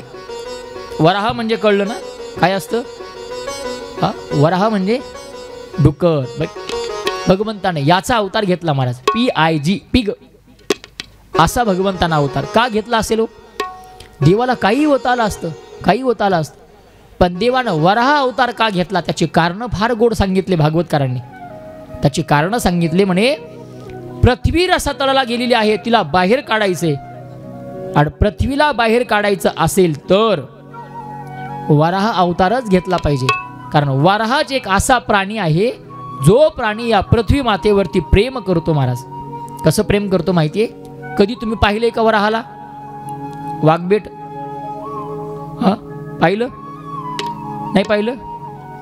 कशाचं म्हणावं महाराज, पाहायला ते काही चांगलं माणूस आहे का? त्याला बघितल्या आपलं सगळं जागेवर होतं महाराज. एवढं घाबरतो माणूस त्याला. अचानक जरी समोर आला कोण? वराह, माणूस थंडगारच पडतो. कशाला बघावं म्हणे आम्ही त्याला? तुम्ही बघितलं नसेल, कधी धावत बघितलं असेल, पण नीट निवांत निरीक्षण त्याचं करता येत नाही. पण बघा, त्याला जरी पाहता नाही आलं तरी काय करायचं? त्याचा एक मावस भाऊ आहे, तो गावात राहतो. मावस भाऊ, त्याचाच मावस भाऊ असतो, पण तो गावात राहतो. कोण असतो? हा, वराहच असतो महाराज. पण ते माणसाळलेलं असतं, ते काही करत नाही. माणसात आल्यामुळे माणसाळतं, पण ते जंगलात राहतं ना, ते मात्र खतरनाक असतं महाराज. जंगलातलं, शेतातलं एखादा माणूस जर त्याच्या सपाट्यात सापडला तर माणसाचा बुगा करतो, एवढा खतरनाक असतो. कधीतरी या शहर मधल्या वराहाला बघा, डुकराला बघा, तुम्हाला त्याच्यावरून लक्षात येईल. त्याचे सगळे अवयव जे आहेत ते पृथ्वीच्या दिशेनं झुकलेले दिसतात आपल्याला. त्या वराहाचे सगळे अवयव पृथ्वीच्या दिशेनं झुकलेले आहेत. यातलं वर्म असं सांगितलं, वराह या पृथ्वीवरती जास्त प्रेम करतं म्हणे. त्याचं वास्तव्य जमिनीवरती आहे. इतर प्राणी कोणी झाडावर राहतं, कोणी पाण्यात राहतं, काही जलचर आहेत, काही भूचर आहेत, काही घेचर आहेत, पण वराह एकमेव प्राणी आहे, तो फक्त जमिनीवर राहत असतो. एवढंच नाही, जमिनीवर राहतो, खालच्या दिशेनं अवयव असतो आणि तो सतत खालच्या दिशेनं पाहतो. वराह वर पाहत नाही. त्यामुळे सोपा पर्याय, एखादं डुकर मागं लागलं की कसं पळायचं? सरळ नाही पळायचं, वाकडं पळायचं महाराज. वाकडं पळायला लागलं की डुकराला आपल्या मागं पळता येत नाही. प्रयोग करून बघा. हा, ते खाली पाहत असतं महाराज. म्हणजे जमिनीकडं पाहणं आहे. डुकराकून हा गुण शिकण्यासारखा आहे महाराज. जमिनीकडे पाहावं माणसानं, वर बघून चलू नये. आपल्याकडे एक म्हण आहे बघा, माणसानं आपल्या पायाकडे बघून चलावं. आपले पाय अंतरून बघून पाय पसरावे माणसानं. आपल्या लायकीपेक्षा जास्त माणसानं वर चढ होऊ नये.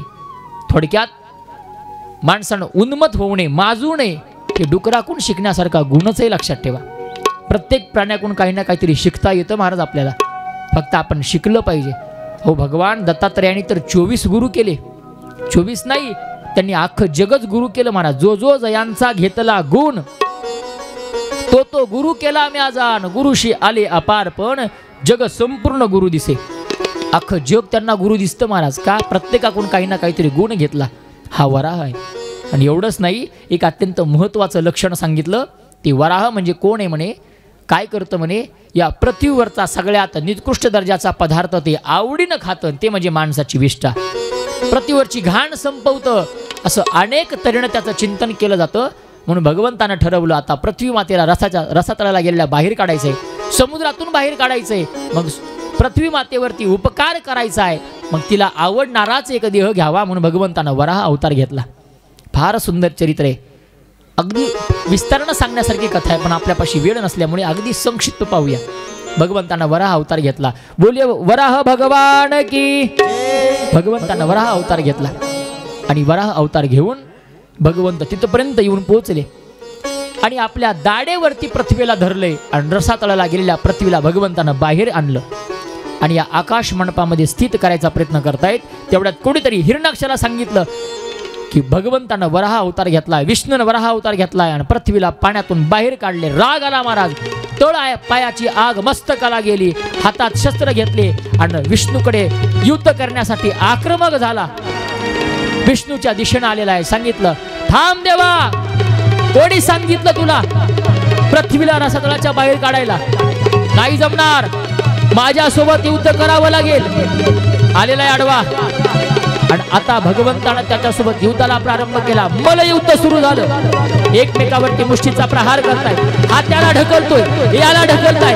दोघांचा मल्लयुद्धाचा प्रसंग आहे. भगवंतानं आपल्या मुष्टीचा प्रहार हिरण्याक्षाच्या डोक्यात घातला आणि त्याचा वध करून टाकला. महाराज हिरण्याक्ष मारला. बोलिये गोपाल कृष्ण भगवान की. भगवंतानं त्याचा वध केला आणि बस या पृथ्वीवरचा एक भार हलका केला. एक भार हलका झाला. पृथ्वी पुन्हा एकदा वायुमंडपामध्ये या आकाश मंडपामध्ये स्थित केली आणि त्या पृथ्वीवरती तिथून पुढे पृथ्वीचा विस्तार सांगितला, सृष्टीचा विस्तार सांगितला. स्वयंभू आणि महाराणी शतरूपा तिथं राज्य करू लागल्या. पुढे स्वयंभूच्या कन्याचं वंशाचं वर्णन आलं. त्यांच्या ज्या कन्या सांगितल्या त्यामध्ये विविध प्रकारच्या कन्या आहेत. त्याच्यामध्ये त्यांची देवहूती नावाची एक बहीण आहे, अर्थात प्रियवत आणि उत्तापद नावाचा राजा, त्याची बहीण देवहूती. त्या देवहूतीचं लग्न कर्दमासोबत लावून दिलं होतं. कर्दम फार श्रेष्ठ महाराज. ते तपश्चर्या करत होते, भगवंत माझ्या पोटी जन्माला यावं म्हणून. भगवंत माझ्या पोटी जन्माला यावं म्हणून अनेक वर्ष तपश्चर्या केली होती. पहिल्यांदा तर त्यांना वाटत होतं आपण लग्न करू नये, करूच नाही, भगवंताचं नामचिंतन करत राहावं असं त्यांना वाटत होतं. पण भगवंतानंच आज्ञा दिली. सांगितलं, तुम्ही सरस्वती नदीच्या काठावरती बिंदुसर नावाचं तीर्थ आहे, त्या तीर्थामध्ये जाऊन आश्रम बांधा आणि राहा. तिथं राहू लागले. त्यांचा शेवटचा काळ आहे आता. अगदी वयोवृद्ध झालेले आहेत. पण एके दिवशी स्वतः ब्रह्मदेव स्वयंभू आणि महाराणी शतरूपाला जाऊन सांगतात, ते त्या देवहूती नावाच्या कन्येचं लग्न त्या कर्दमासोबत लावून द्या. असं हो, ब्रह्मदेवानं सांगितल्यामुळे हे दोघं आपल्या मुलीला सोबत घेतात, रथात बसतात आणि कर्दमाच्या आश्रमामध्ये येऊन पोहोचतात. कर्दमाला कळालं हा स्वयंभू आहे, याच्यापासून सृष्टीचा विस्तार आहे. कर्दम हे भगवंताचेच ब्रह्मदेवाचेच मानसपुत्र आहेत. आणि मग ब्रह्मदेवाने यांनाही सांगितलंय तिचा स्वीकार करा. ते आलेले आहेत. कर्दमानं पाहिलं आपली हिंदू धर्मातली संस्कृती फार श्रेष्ठ आहे महाराज. अतिथी देवो भव आपल्याकरती संस्कृती आहे. एखादा पाहुणा घरी आला की आपण त्यांचं स्वागत करत असतो. फार मोलाची संस्कृती आपली. आता बदलला काळ महाराज थोडा, नाही का? आता लोकांना जड जातं पाहुणा घरी आला की. आता नको वाटतं पाहुणा. नाही तर जुन्या काळात बघा, पाहुणे यायचे महाराज. कसे यायचे? 4-4 दिवस, 8-8 दिवस, 15-15 दिवस पाहुणे राहायचे महाराज. तरी आनंदानं लोक त्यांचा पाहुणचार करायचे. या, बसा, उठा, जेवण, बस बस बस, आनंद महाराज सगळा. रोज एकाच्या घरी चहा पाणी, आपलं सगळं शेत फिरून म्हणजे सगळा आनंद असायचा. लोकांना आनंद वाटायचा. जुन्या काळात साधू संतांचाही लोक मान सन्मान करायचे. त्यांना वाटायचं साधू संत येती घरा तोची दिवाळी दसरा असं म्हणायचे. पण आता काळ बदलला. कसा काळ बदलला? आता एखादा संत महात्मा दारावर आलेला दिसला की लोक म्हणतात साधू संत येती घरा तोची दरवाजा बंद करा. दरवाजा बंद करतात महाराज. लोकांना जड जातं. एखादा पाहुणा आला की लोक म्हणतात जय हरी, कस काय आले? डायरेक्ट प्रश्न विचारतात, कस काय आले? आणि दुसरा प्रश्न असतो, कधी जाणार? अरे आता तर आलाय, लगेच जायचं का? किती अवघड आहे महाराज लोकांचं. हा, पण काही लोक प्रेमळ असतात महाराज. अगदी श्रद्धेनं विश्वासानं सेवा करत असतात. त्यात आमचे मुंडे भाऊ आहेत बघा. हा, ते भगवान महाराज आमचे गेल्या वर्षी 7 दिवस आणि या वर्षी 7 दिवस महाराज त्यांच्याच घरी मुक्काम आमचा. 7 दिवस सकाळी उठल्यापासून संध्याकाळी झोपेपर्यंत आमची सगळी व्यवस्था करतात. सगळी व्यवस्था महाराज. सकाळच्या चहापासून संध्याकाळच्या झोपेपर्यंत व्यवस्था.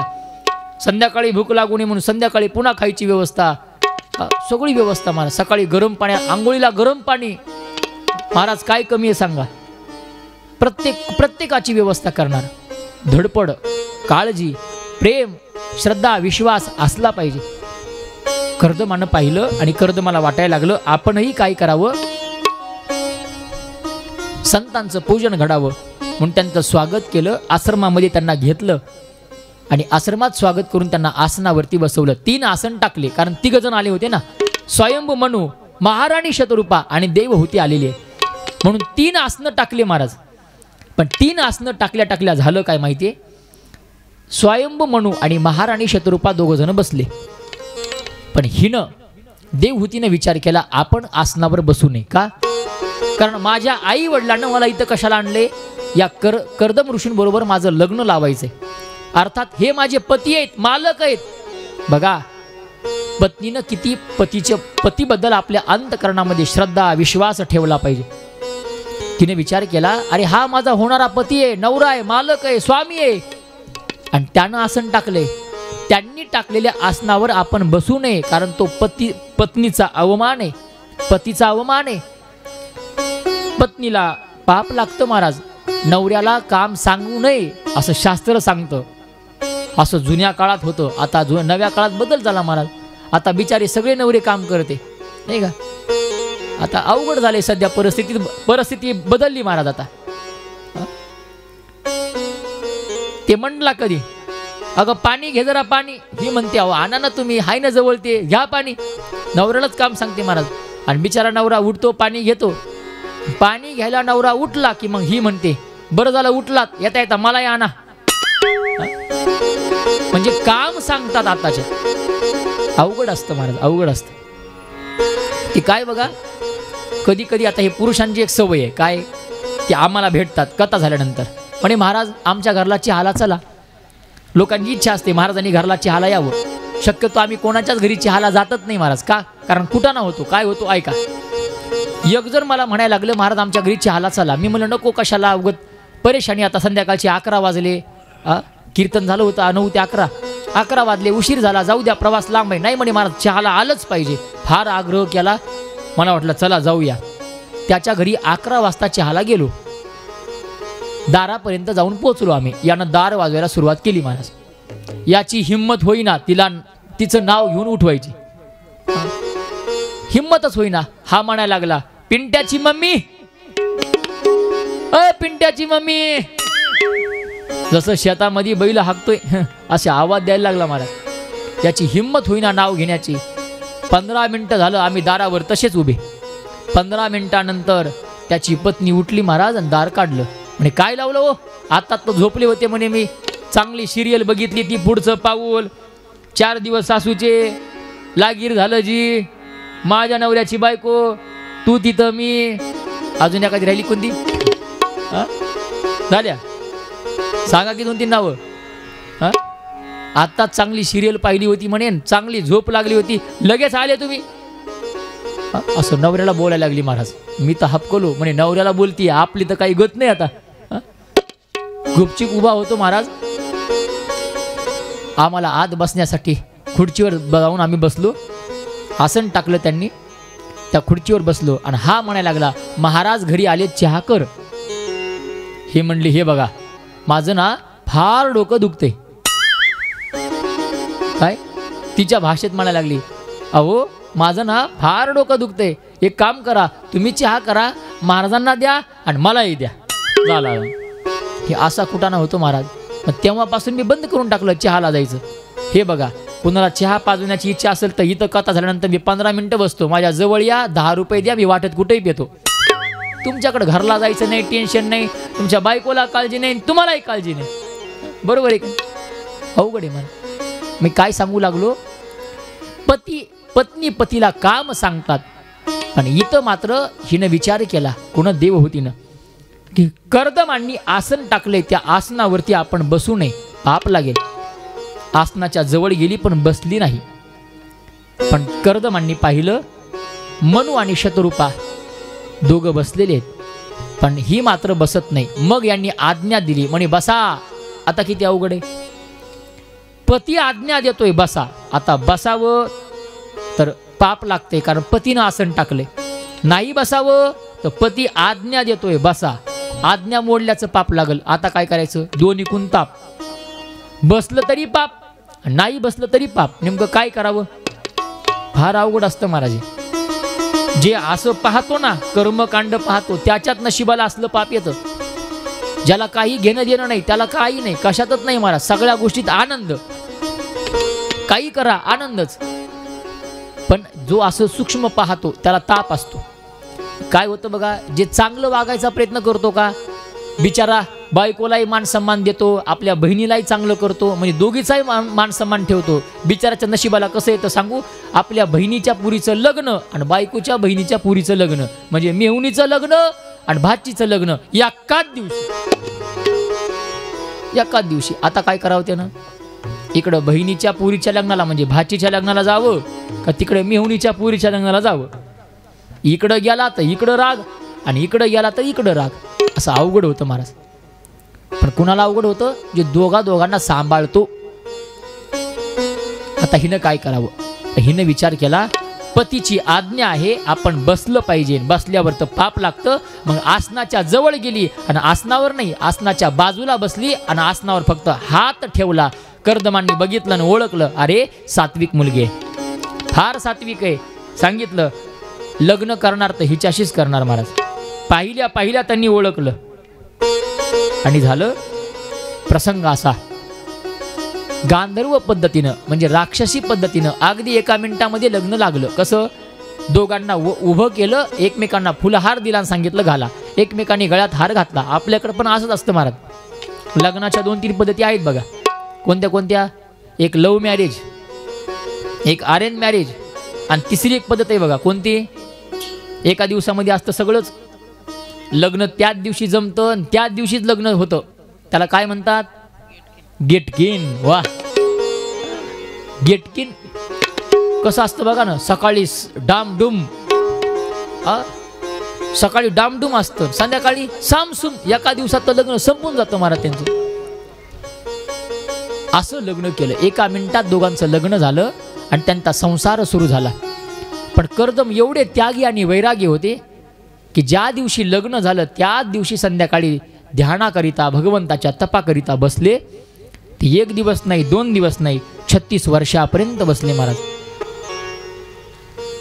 अनेक वर्षापर्यंत ध्यानस्थ बसलेले आहेत. आणि इकडे मात्र देवहूती रोज सकाळी उठावं, आपल्या मालकाची सेवा करावी, त्यांच्या शरीराची काळजी घ्यावी, कोणत्या पशुपासून पक्षापासून त्यांना त्रास होऊ नये अशी सेवा करू लागली. आणि अनेक दिवसानंतर एके दिवशी संध्याकाळच्या वेळेला कर्दम ऋषी जागे होतात आणि डोळे उघडून पाहतात तर समोर एक वयोवृद्ध झालेली स्त्री असते. ती म्हणजे देवहूती. तिला विचारतात, अगं तू कोण आहेस? त्यावेळेस ती सांगायला लागते, मालक मी तुमची पत्नी आहे. फार दिवसापूर्वी आपलं लग्न झालं होतं, पण तुम्ही ध्यानासाठी बसले आणि देहभान विसरले. आज उठलात, मी म्हातारी झाले तुमची सेवा करून. काय सेवा असेल महाराज तिची? एवढ्या दिवस तिनं वाट पाहिली, आनंद वाटला. सांगितलं जा समोरच्या सरस्वती नावाच्या नदीमध्ये आंघोळ कर. स्नानाकरिता पाठवलं आणि यांनी आपल्या तपाच्या सामर्थ्यानं त्या आश्रमाचा बंगला बांधला. फार मोठं वैभव निर्माण केलं. हजारो स्त्रिया सेवेसाठी बनवल्या. आणि आपण सुद्धा तरुण झाले आणि स्वतः तरुण झाले. पण तिला सुद्धा सरस्वती नदीमध्ये स्नानाकरिता पाठवलं आणि स्नान करून बाहेर येता क्षणी ती सुद्धा तरुण अवस्थेमध्ये झाली. आणि दोघांचं पुन्हा एकदा विहार सुरू झाला. अनेक दिवस सोबत दोघं राहिले आणि त्या दोघांच्या सोबतीमध्येच 9 कन्या झाल्या. 9 कन्या. यांनी वचन दिलं होतं लग्न करताना की मला एक मुलगा झाला की मी संसार सोडणार आहे. पण बघता बघता 9 मुली झाल्या. आता काय करायचं? 9 मुली झाल्या हे संन्यास घ्यायला निघाले. सांगितलं मी आता चाललो. हिनं अडवलं. सांगितलं असं करू नका. अहो मी एकटी आहे आणि पतीशिवाय पत्नीचं जगणं फार कठीण असतं. आणि इथं तर 9 मुली आहेत आपल्याला, यांचा सांभाळ कोण करेल? यांचा लग्नाची व्यवस्था करा आणि मग जा. बस त्यांच्या लग्नाची व्यवस्था केली. 9 मुली मोठ्या झाल्या आणि 9 मुली 9 ऋषींना देऊन टाकल्या. कला नावाची मुलगी मरीचीला देऊन टाकली. अनुसया अत्रीला दिली. त्यांच्या पोटी दत्तात्रयांचा अवतार झाला महाराज. ती कथा आपल्याला उद्या ऐकायची. श्रद्धा नावाची मुलगी अंगिराला दिली. हवीरभू नावाची मुलगी पुलत्साला दिली, गती नावाची मुलगी पुलहाला दिली, क्रिया नावाची मुलगी कृतूला दिली, ख्याती नावाची मुलगी भृगूला दिली, अरुंधती नावाची मुलगी वशिष्ठाला दिली आणि शांती नावाची मुलगी अथर्वाला दिली. अशा 9 प्रकारच्या कन्या 9 ऋषींना देऊन टाकल्या आणि आता मग निघाल्या पुन्हा हात धरला, सांगितलं मालक तुम्ही चालले पण माझं काय, मला एखादा मुलगा द्या आणि मग जा. बस पुन्हा संसार करायला लागले आणि मग मात्र त्यांच्या पोटी एक मुलगा जन्माला आला आणि ते म्हणजे साक्षात भगवंताचा अवतार, तो म्हणजे कपिल देवाचा. बोलिये कपिल देव भगवान की. भगवंताचा कपिल अवतार झाला, भगवंत जन्माला आले. पण झालं काय, कपिल देव जन्माला आले आणि कर्दमांनी संन्यास घेतला. आईला राग आला, हे पोरग पांढऱ्या पायाचं, जन्माला आल्या ह्याचा बाप निघून गेला म्हणून आई बाळाला बोलत नव्हती. अनेक दिवसापर्यंत बाळाला बोलत नाही. पण एके दिवशी बाळ आपल्या आईच्या जवळ आलं आणि मांडीच्या जवळ बसलं आणि आईला सांगू लागलं, आई असं का करते, माझ्यावर रागवली आई तू, तुला काय वाटतं मी पापी आहे, मी अधर्मी आहे की मी जन्माला आल्या तुझा नवरा म्हणजे माझा बाप तुला सोडून निघून गेला. असं नाही आई, आई तुमचं अगोदर ठरलं होतं ना एक मुलगा जन्माला आला की ते संन्यास घेणार, मग असं असताना सुद्धा तू मला का वालीत टाकलं, माझा काय दोष आहे, माझं काय पाप आहे, असं करू नको आई. आईला मुलगा उपदेश करू लागला आणि या संसारातलं सगळं गहन ज्ञान सांगायला लागला. महाराज उपदेश केला, सांख्य नावाचं शास्त्राचा उपदेश कपिल देव आपल्या आईला करतात. त्या सांख्य शास्त्रामध्ये संसाराचं वर्णन केलं, संसार किती वाईट आहे, किती दुःख रूप आहे याचं चिंतन केलं. महाराज फार वाईट संसार आहे महाराज, या संसारातले बंधनं सांगितले, एवढा वाईट संसार आहे हा, किती वाईट आहे सांगू तुम्हाला. या संसारामध्ये एकदा माणूस अडकला ना पुन्हा त्याला बाहेर येता येत नाही महाराज, फार वाईट आणि बिकट संसार आहे.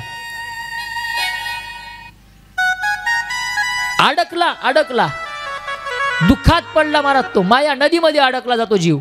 फार वाईट संसार महाराज, फार वाईट, किती वाईट सांगू. दुःख बांधवडी आहे हा संसार, दुःख बांधवडी आहे हा संसार, दुःख बांधवडी आहे हा संसार, दुःख बांधवडी आहे हा संसार, दुःख बांधवडी आहे हा संसार, दुःख बांधवडी आहे हा संसार, दुःख बांधवडी आहे हा संसार, दुःख बांधवडी आहे हा संसार. सुखाचा विचार नाही कोठे, सुखाचा विचार नाही कोठे, दुःख बांधवडी आहे हा संसार, दुःख बांधवडी आहे हा संसार, दुःख बांधवडी आहे हा संसार.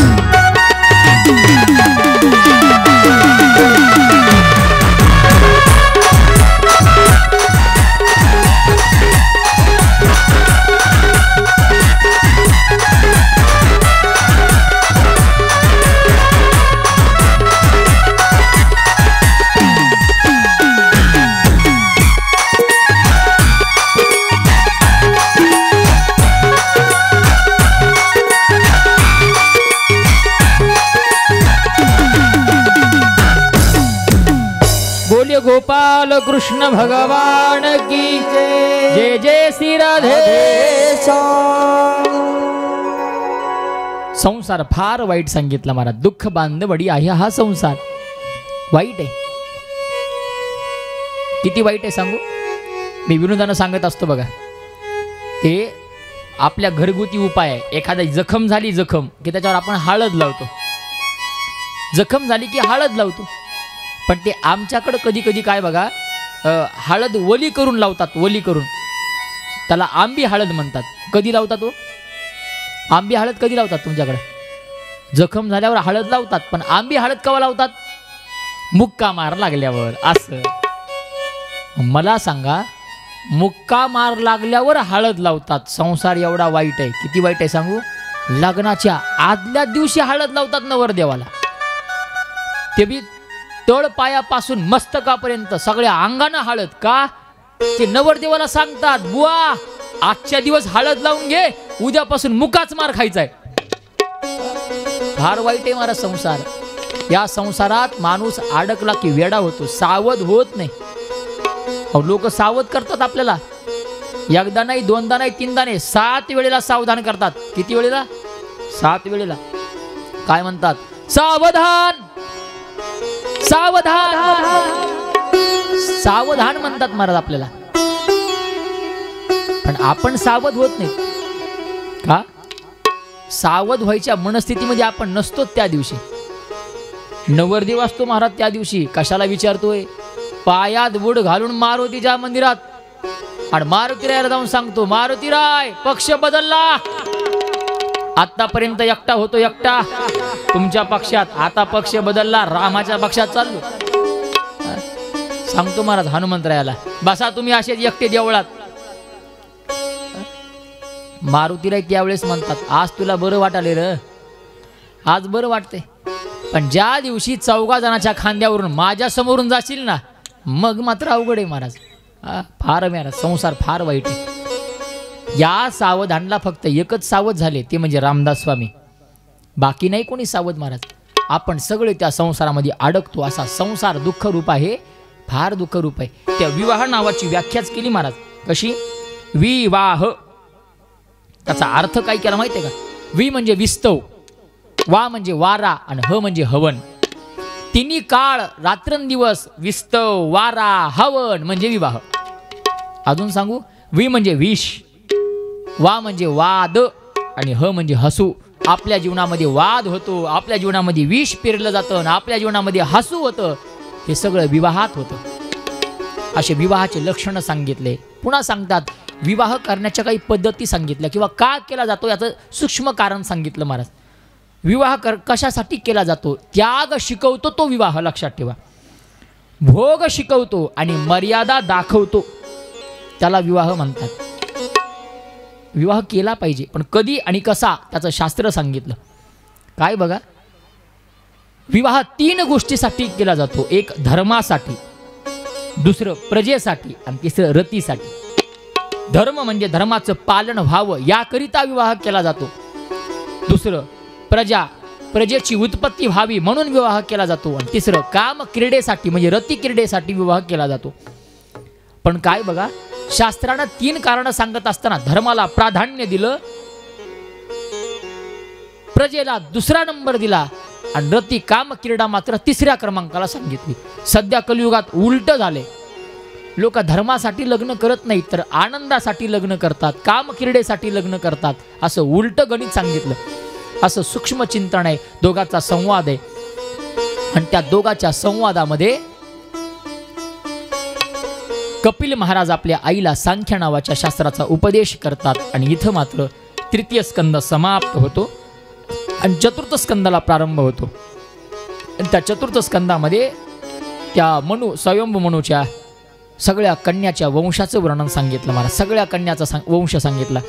ती आकुती रुची प्रजापतीला दिली. त्यांना एक यज्ञ नावाचा मुलगा झाला. त्याचं लग्न दक्षिणासोबत झालं. त्यावेळेसपासून यज्ञ करत असताना दक्षिणा दिली जाते. यज्ञ भगवंताची पत्नी दक्षिणा सांगितली. त्यांना 12 पुत्र झाले. 12 पुत्र. तोष, प्रतोष, भद्र, शांती, इडाप अशा वेगवेगळ्या प्रकारचे 12 मुलं सांगितले.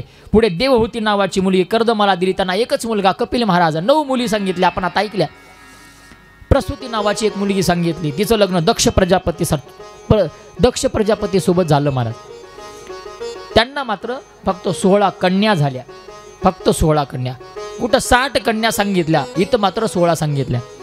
त्यातली 13 धर्माला देऊन टाकल्या, एक स्वाहाला दिली, अग्नी नावाची स्वाहाला दिली. तेव्हापासून अग्नीमध्ये काही टाकलं की स्वाहा म्हणतात.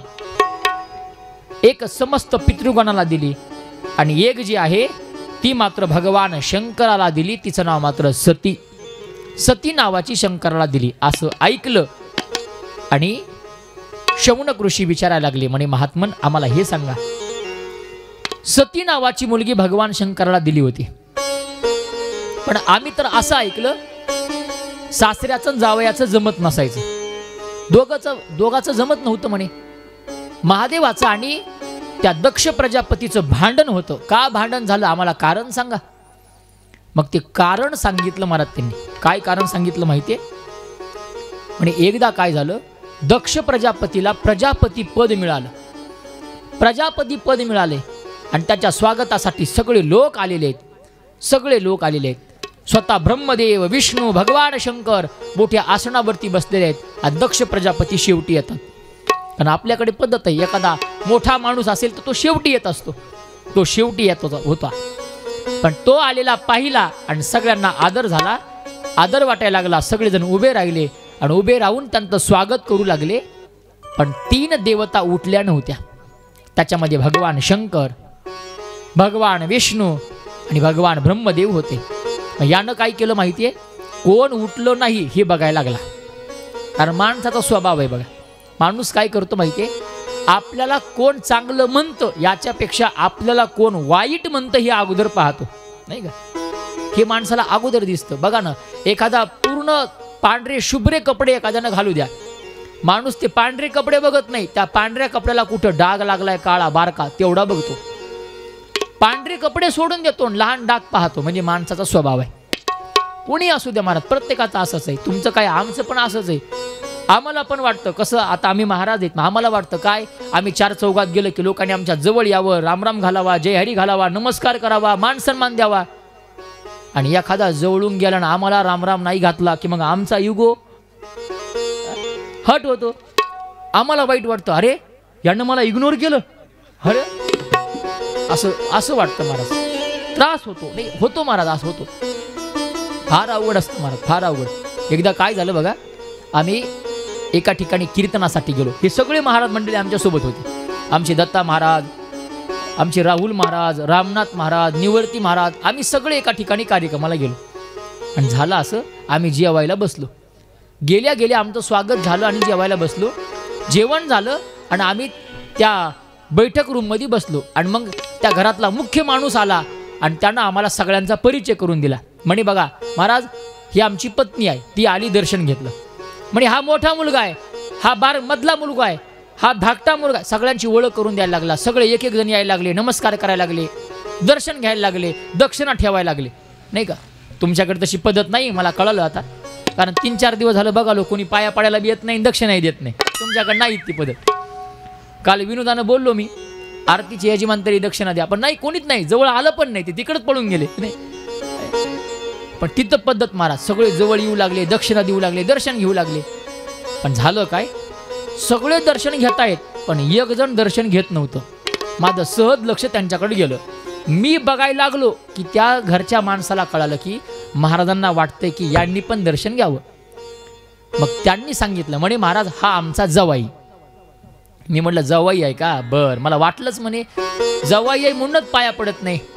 सासऱ्याच्या घरी आलाय ना, याचा मान सन्मान होतोय. जरा मला थोडं वाईट वाटलं किंवा हा पाया पडत नाही. बघा ना, आता सगळे पाया पडले होते पण यानं पाया पडावा अशी अपेक्षा निर्माण झाली. आणि उगाच मनात वाटायला लागलं, हा कस काय पडला नाही, हा कस काय पडला नाही. सहज मनामध्ये विचार यायला लागला. मी सहज म्हणलं, दत्ता महाराज अहो ती पाया पडत नाही हो. महाराज म्हणले काय करायचे महाराज, एवढे पाया पडले की एकाहून काय बिघडले तुमचं? नाही नाही म्हणे, ते कसं काय पडलं नाही. थोडं माझ्या मनात चिंता निर्माण झाली महाराज. मी सारखं तिकडं पाहत होतो. घरच्या माणसाला कळालं, त्या प्रमुखाला, सासऱ्या म्हणणाऱ्याला, की महाराजांना वाटतं यानं दर्शन घ्यावं. तो त्याच्या कानात जाऊन म्हणायला लागला, महाराजांचं दर्शन घ्या. आता मला वाटलं की सासऱ्यानं सांगितले, निदान आता तरी दर्शनाला येईल. पण आता तर उलट झालं. उलट जवाई उठला, लांब जाऊन बसला. आता मात्र माझा चेहरा पडला. अरे बाप रे, अरे आतापर्यंत बरं होतं, हा पाया तरी पडत नव्हतं, पण आता लांब जाऊन बसलं. माझा तर अपमान झाला. मी आमच्या निवर्ती महाराजाला म्हणलं, अरे हे अवघड झालं ना. ते म्हणले, महाराज तुम्हाला कशाला विचार करताय म्हणे एवढा, जाऊ द्या की द्या सोडून. पण मला खटकाय लागलो महाराज, ते कसं काहीच पाया पडत नाही. शेवटी सासू आली महाराज. आता सासू जरा मानाची असते. सासू जाऊन कानात म्हणा लागली, जवाई बापू ती ताटाखाली टेकन लावते, पण महाराजाचं दर्शन घ्या. जावाई उठायला तयार नाही महाराज, उठायचं नाव घेईना. मी ठरवलं, जोपर्यंत जवाई पाया पडत नाही तोपर्यंत कथा सोडायची नाही, इथून उठायचं नाही. मग तिकडं गोविंद महाराज किती माझ्याकडे बघू, 5 वाजू 5:30 वाजू, जवाईनं दर्शन घेतल्याशिवाय कथा सोडणार नाही. आता काय करायचं. शेवटी मेहुणी बाई उठल्या. लाडाची मेहुणी जाऊन कानात सांगू लागली, काय म्हणतात ते, दाजी, दाजीच की भाऊजी, भाऊजी, भाऊजी दाजी, हा अहो जिजू म्हणतात. अहो जाऊ जिजू, काय म्हणे, अहो दर्शन घ्यावं महाराजांचं. नाही, ते जावाई बघायला तयार नाही महाराज आमच्याकडं. आता मात्र अवघड झालं. पण ऐका, माणूस किती बायकोला घाबरतो. सगळे जाऊन सांगू लागले, महाराजांचं दर्शन घ्या. तेवढ्यात बायकोला कोणीतरी सांगितलं, तुझा नवरा महाराजाचं दर्शन घेत नाही. काय घडलं माहितीये, बायको फक्त तिथं आली आणि उभा राहिली महाराज. तिनं काय केलं, उठा म्हणली नाही, नवऱ्याच्या जवळ गेली नाही, काही नाही, फक्त नवऱ्याकडे बघितलं. आणि कसं केलं माहितीये, हो हो कसं, हो हो एवढंच केलं महाराज. नवरा उठला, नुसतं दर्शन नाही, 1000 रुपये देऊन पाया पडला. दृष्टांत संपला. मला काय सांगायचंय, इग्नोर केलेलं लोकांना आवडत नाही. कोणाला राग आला, त्या दक्ष प्रजापतीला. अरे महादेव उठले नाहीत, भगवान शंकर उठला नाही, ब्रह्मदेव उठला नाही, विष्णू उठला नाही, कस काय, कस काय. त्यांना वाटायला लागलं, कस काय उठला नाही. विचार केला, जाऊ द्या, ब्रह्मदेव माझा बाप आहे आणि विष्णू बापाचा बाप म्हणजे आज जाय, त्यांचं काही नाही. पण शंकर का उठला नाही. अरे तो तर माझा जावाई आहे आणि सासऱ्याचा मान राखला पाहिजे. भिकारी आहे, एक तर अंगावरती कपडे नाहीत, बघा ना, स्मशानासारखा राहतो, अंगाला राख लावतो. आणि एवढा हा भिकारी असून सुद्धा मी माझी पोरगी दिली, पण माझा मान सन्मान करत नाही. राग आला महाराज. आणि यानं ठरवलं, याचा बदला घ्यायचा. कसा बदला घ्यायचा, उद्या मी यज्ञाचं आयोजन करणार, सगळ्यांना बोलवणार, पण महादेवाला बोलवणार नाही. कोण म्हणला, कोण, दक्ष प्रजापती. दक्ष प्रजापतीनं काय केलं, यज्ञाचं आयोजन केलं, पण यज्ञ आज नाही, यज्ञ उद्या. उद्या यज्ञाचं आयोजन. फक्त आज आमंत्रण दिलं सगळ्याला, फक्त महादेवाला आमंत्रण नाही दिलं. का, कारण महादेवाचा राग आला होता. बाकीच्या सगळ्यांना सांगितलं, उद्या बरोबर 2 वाजता वाघवेट मध्ये या, तिथं यज्ञाचं आयोजन केले. कोण म्हणायला लागला, दक्ष प्रजापती, नाही का. आपणही असंच म्हणायला लागलो महाराज. का, कारण आजची वेळ आपली संपली. बरोबर 4:45 वाजले, 15 मिनिटं शिल्लक आहेत. 15 मिनिटात बरोबर आरती होणार आहे. 5ला म्हणजे 5ला कथेचा विराम. आजची कथा या ठिकाणी आपण थांबूया. उद्या मात्र बरोबर 2 वाजता. आज थोडा उशीर झाला, पण उद्या नाही. उद्या कुठं कीर्तन नाही, उद्या संध्याकाळी आहे, दिवसा नाही. त्याच्यामुळे उद्या बरोबर 1:45लाच.